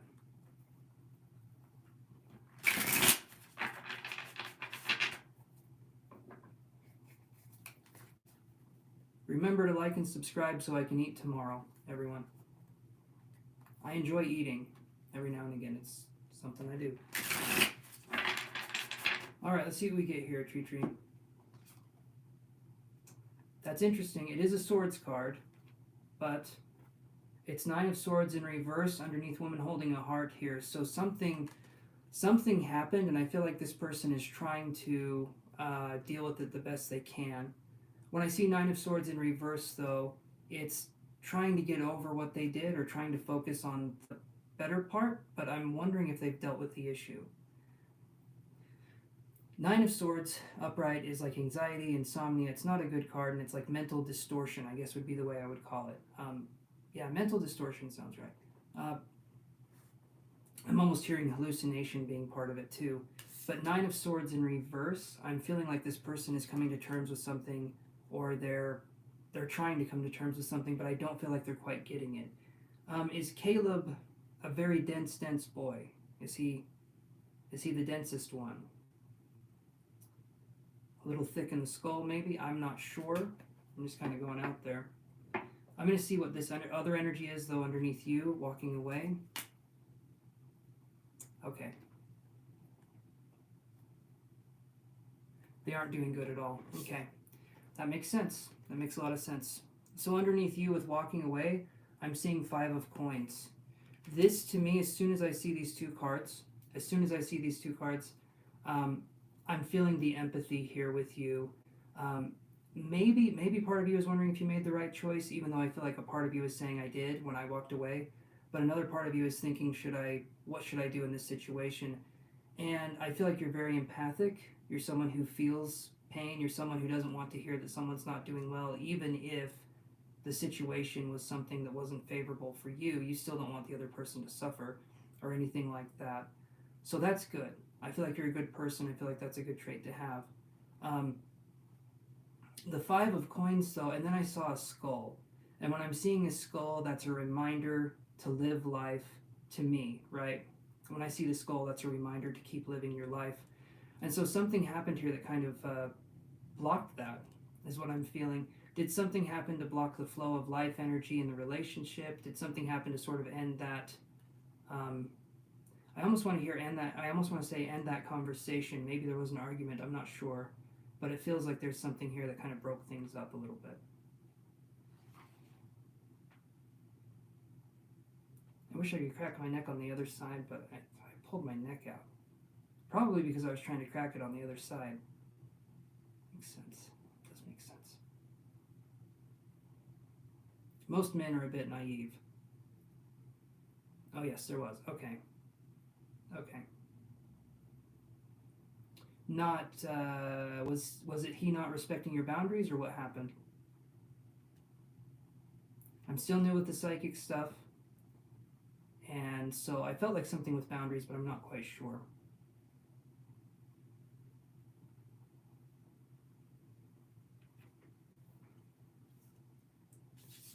And what I got there, I'll see what she says to see this here.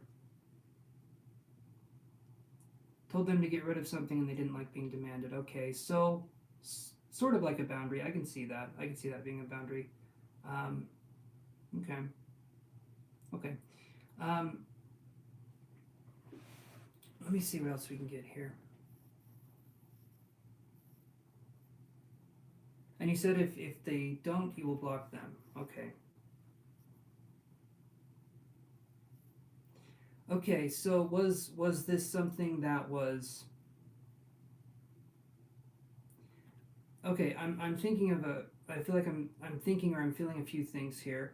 Was it like the thing that you wanted them to get rid of? Was it sexual in nature, or was it something that was more like it gave you the creeps or something like that? For you to have a strong feeling to get rid of something, it must have been something that made you feel unease in some way. Because then when they didn't want to get rid of it, there was getting upset. So. Oh, okay. Photos of you, and you wanted them to get okay. All right, I can understand that. And you have in my opinion, right there, you have every right. You have every right to say photo. You have every right to do what you want with your photos. I truly, sincerely believe that. So, I don't think you were asking for too much there. But then Caleb turns into ultimate baby man, right? He keeps them for memories, and I can understand.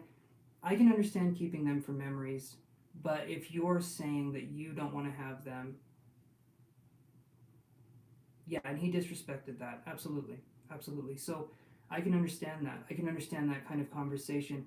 They're photos of you. They are your photos, is how I would take it. And in my opinion, you're kind of letting someone borrow those photos until you're not. Or maybe they can have them forever, but it's up to you to make that choice. And if someone doesn't want to do that, then not. Yeah, I don't feel like you're in the wrong here. Okay, so let me see what else we're getting here. Yeah, I don't feel like you were wrong for setting a boundary. Maybe it, like me, for instance, right? I'm going to say this, Tree, I'm not saying this is you. I'm not saying this is you, but I'm going to say this. Sometimes I'll be talking to my partner, and I'll have a tone, like a demanding tone, and it's extremely disrespectful, right? That I do that, and my partner will turn around and say to me, don't talk to me that way. Don't speak to me like that. And I have to take a second to think about what was going on. I'm not saying that's what you did, but sometimes that can be the case. And then there was an argument, and then there was things going on, because with my partner, sometimes when she tells me to do something and I don't want to do it, I'll just become even more stubborn, and I'll just kind of be defiant. I'm working on that. I am working on that. I'm not perfect at it, but that's, those are my things I deal with. But that can be something that men do. They just get stubborn. They get to the point where it's childish. I don't. No, let me keep doing this here. Let me keep looking at these. What's on the bottom? Okay. Yeah. Yeah. If you tell me not to do something, even if I'm resolute, like even if I told you I wasn't going to do it, but you tell me I can't, oh man, I'm going to do it so hard. I'm going to do that so hard, even though I don't want to. It's just to be defiant. Why are men like that? It's the stupidest damn thing. Anyway.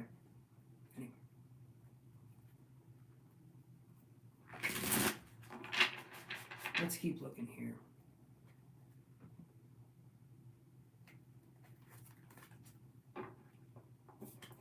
Luckily, my girlfriend is very patient with me. Oh, luckily that's the case. Okay, so let's do. I'm gonna put a card underneath the Nine of Swords, and I'm gonna put a card underneath Walking Away. Okay, the woman holding a heart, Nine of Swords in reverse. That's Caleb. The Walking Away and the Five of Coins. That's you. Let's shuffle 2 more times. I'm starting to feel lightheaded here as I'm doing this. Feeling like I'm connecting with his energy a little bit, and I'm feeling foggy now. I'm feeling foggy. I'm feeling a sense of... I wonder if Caleb has identity issues as well. I mentioned that a few times, but it feels like I'm lost inside my own mind to some degree, right? I think you can understand what I'm talking about, tree. But it feels like there's something there. And then, okay, I had the word return come into my mind, and so maybe there might be something in the future where there's...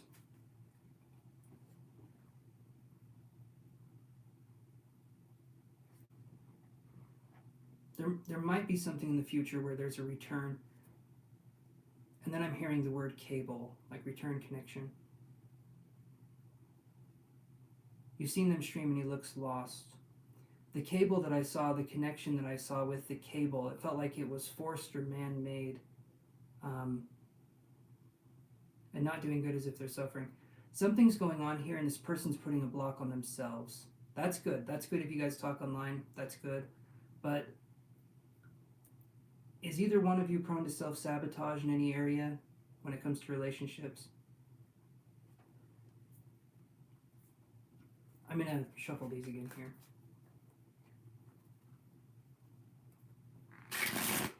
The cable that I saw felt like it was a contrived connection, like you guys would possibly have something again, but it seems contrived, or it seems like it's not quite mature enough to be an actual conversation. It feels like the energies are still closed off, but I feel like something, yeah. But we first spoke on, okay. Let me shuffle this one more time and then let's look. From both, okay.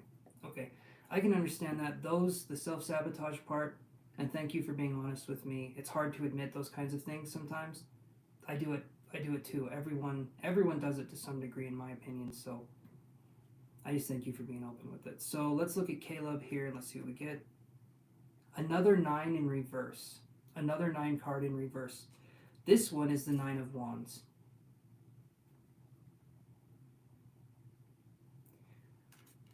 He's wanting to do something. He's wanting to get over this cycle, but he's not allowing himself to express emotions. That's what I'm feeling here. I see the 9 of Swords, I see the 9 of Wands, but I do not see a cup. I don't see the cup cards. I don't feel like there's an outlet for this person's emotions, or I don't feel this person knows how to process their own emotions. Yeah. That's what I'm feeling here. I'll put a card underneath yours, though, and see. And then we get the Eight of Wands upright. Isn't that interesting? All of your cards are upright, and his aren't all in reverse, but the one that's upright is this one, the Energy Oracle card, Woman Holding a Heart. This person wants to feel love, they want to feel appreciated, but they don't know how to be in that state. They don't know how to reciprocate it the way that we would want. I feel like there could be an incompatibility in love languages to a degree. And maybe, Tree, you give him the benefit of the doubt more times than you should. Maybe.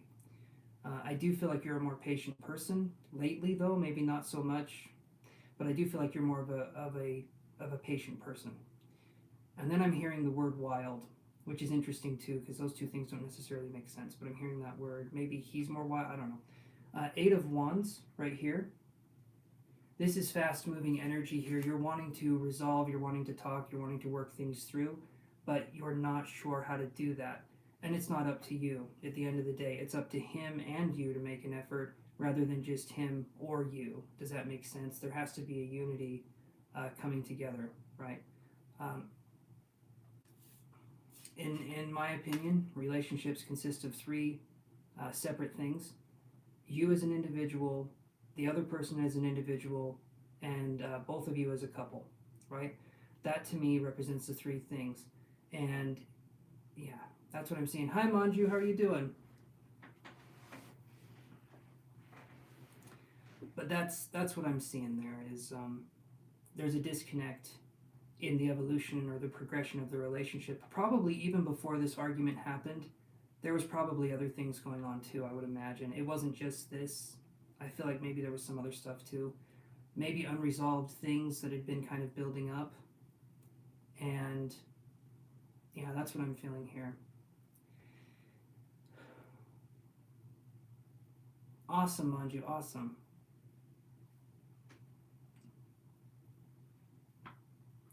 Hopefully what I'm saying, Tree is making sense. Hopefully I'm not barking up the wrong tree here. Unresolved issues, okay. All right. Okay, good, awesome. You resonate, perfect. Thanks for the like, whoever liked, and if you guys want to subscribe and share some of that love, I wouldn't say no. I would not say no to that. So, here's what we got. Oh, another like. Oh, you guys are gonna get me to dance here in a minute. You don't want to see it though. It's if you've seen Ellen DeGeneres dance, you know my moves at that point. So fast moving energy. Thank you, Melvin. I appreciate that. This yes, it's a good background. I don't know what I was going to say to that. I like it. I like it too. The lights are a nice touch as well. Here's an interesting one. Here's something interesting. Hi Kiru, how are you doing? One thing I had, I didn't feel it. Here's the part that's interesting. I didn't feel it. I couldn't smell it. But I felt, hey buddy, I felt like there was blood that was going to be coming out of my nose, showing there's a stressful situation and something needs to be relieved. Right, you just said it right there. Okay, I feel like I want this to be resolved fast because with time I will be fully disconnected. It's not up to you, right? That would be ideal. That would be ideal what you would want. And I understand why you would want it. At the end of the day, it's not up to you. There has to be a resolution that comes from both of you.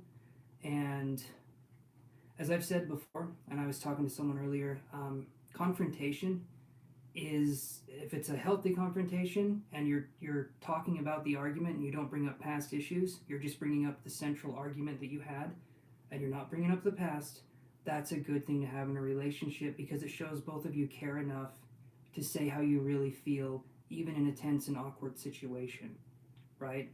Confrontation is a very difficult skill to have. It is a skill, though. It is something you can learn, and it is something you can master as time goes on. But confrontation has to be at the forefront of whenever there's a disagreement. Something has to come to a head, and I know that's what's kept my relationship going well in a lot of hard times, is confrontation. As weird as it sounds, healthy relationships actually thrive because disagreements get resolved. Resentments dissipate. Come here, buddy. But I understand wanting to resolve it. Of course you do. You're not someone who likes to have disharmony. Nobody does, but I feel like especially you, being a little more sensitive, having that kind soul, I feel like that's something that you want to have resolved.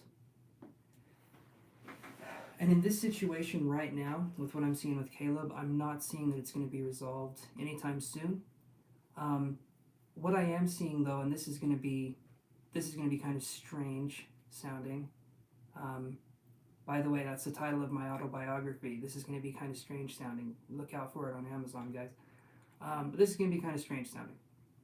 We have his cards are in reverse over here. They're 2 9 cards. They're the 9 of Swords in reverse. They're the 9 of Wands in reverse. There's a burden on this person. They're not willing to let it go. They don't know how to let it go. That's on them, though. I feel that there's going to be a connection again with this person, but like I said, I felt that it was going to be a contrived connection. It feels like something's bringing you together, but resolution isn't quite there. So be on the lookout for that. If resolution does happen, great, but I'm feeling like there's going to be something coming up, and resolution is going to be out of reach for some reason at that point in time. Maybe later on, there could be something. Maybe something's telling me possibly 7 months from now.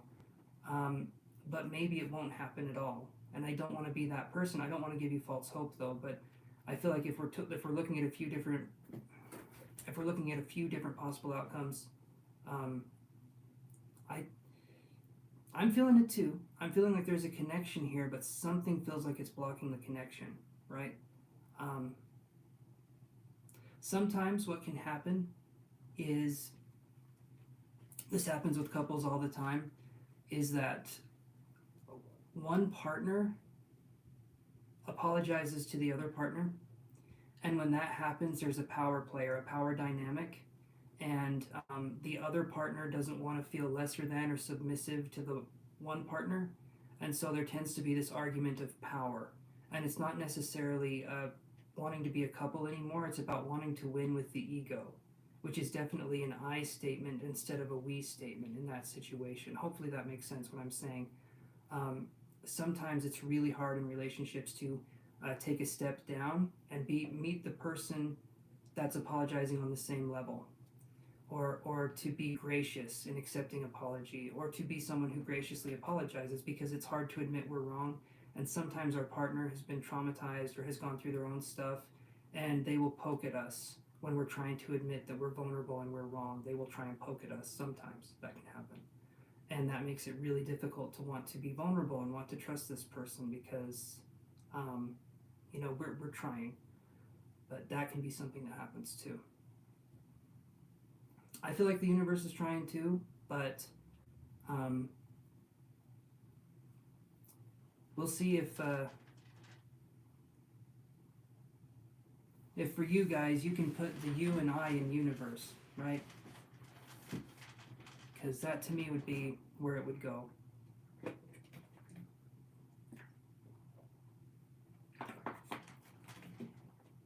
Because the first 3 letters are you and I, so yeah. Maybe that was too dad of a joke, but damn it, I'm proud of it.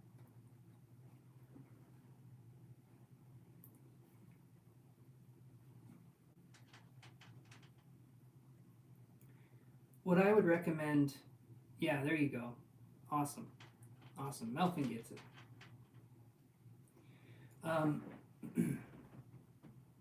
You do feel stuck energy. That's the thing, right? Energy is something that eventually, if we observe energy enough, it starts to move, because the mind activates the energy. What we need to do in this situation is we cannot control this situation in any way, shape, or form. If conversation happens and it's organic and things feel like they're flowing, great. But if it doesn't, we can't do anything about that. In fact, the harder we try to reach out or to do this or to do that, we're actually going to be met with even more resistance, become even more frustrated, and maybe eventually lash out. That can be something that happens because we're not feeling like we're being heard. And even in some relationships, there can be a dynamic of the chaser and the chasee, right? Sometimes that can be something too. But in the online world, there's definitely a place where men can keep their distance, and there can be avoidant natures, and there can be the avoidant style of attachment. Okay, look up attachment style theories. It's really interesting. There's the avoidant style, the secure style, and the anxious style, and then there's different variations of those. But generally, men and women get in a relationship, and I'm not saying this is for you, Tree. Apparently, I'm just monologuing now. But men and women will get in relationships where the woman is generally anxious, right? She's an anxious style, which means there's kind of this clingy energy, wanting to be around the person, wanting to have that, and the man is avoidant. The man is very avoidant because he wasn't shown how to access his emotions, and so when the woman is looking at the man and asking for emotional connection, the man is disgusted by it because he doesn't know how to give that to the woman, right? And the farther the man goes away, the more the woman chases. And what will happen is generally the woman growing up, she was ignored or neglected, right, in some way, and so emotions for her were some sort of comfort. And so she expresses emotions, and there can be that kind of energy. She's expressive, but there can be a little bit of clinginess there too. Neither one of these are necessarily ideal, but it creates the dynamic of the chaser and the chasee, and men and women can have this. It's not just men and I see it more in the man being distant and the woman being the anxious, right? But neither one of these is an ideal attachment style. You want to have a secure attachment style, and that's where someone communicates their emotions. You don't have to guess what they're thinking, and they talk about things and they resolve things. That's a secure connection. But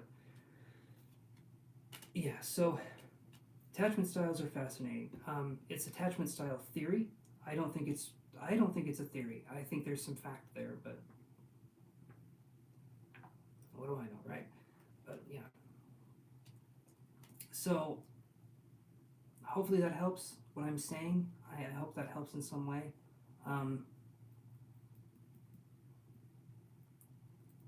Yeah. If we are in the anxious avoidance cycle, we need to realize why we're in the anxious avoidance cycle. And generally speaking, something from childhood made us feel like we weren't safe. And so we seek comfort in people. And we seek comfort in people that are familiar. So what does that mean? What does that mean if we seek comfort in people that are familiar? If we were traumatized growing up, it means that we seek comfort in dysfunction. Dysfunction to us feels safe. Drama and trauma to us feels safe with a partner. If we get with someone and we're not feeling traumatized, or we're in a drama state, we feel like that person's boring. They're too safe, right? That's actually what you want to have. You don't want to have drama coming into the relationship. Okay, let me see this.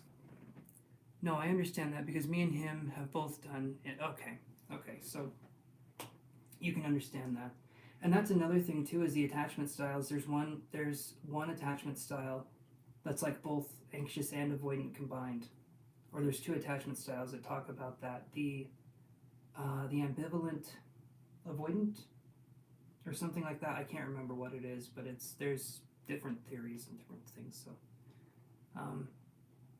but yeah, it takes time, and you work on your shadow side, and then things get easier. Things get easier as time goes on.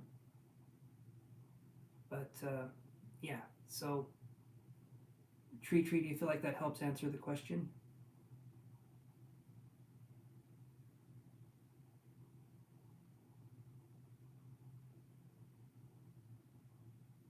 Let me see something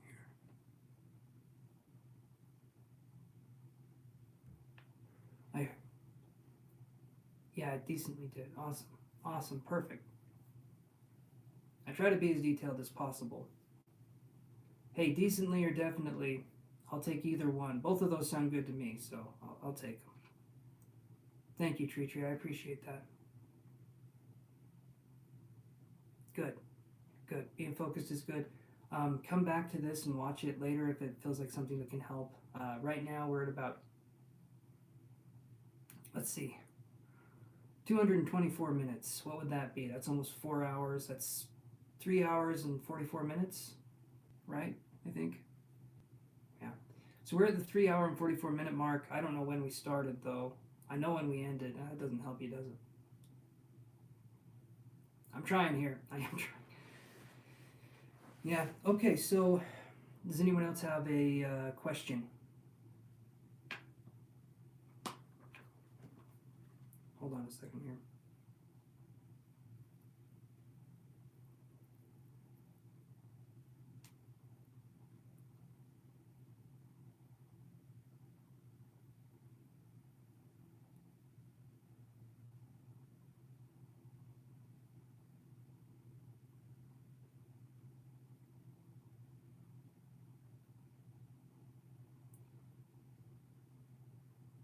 If not, that's okay. I would like it if you guys like the video and subscribe if you like my content. Also, yes, I write down my readings in my book and read my readings at night. Awesome.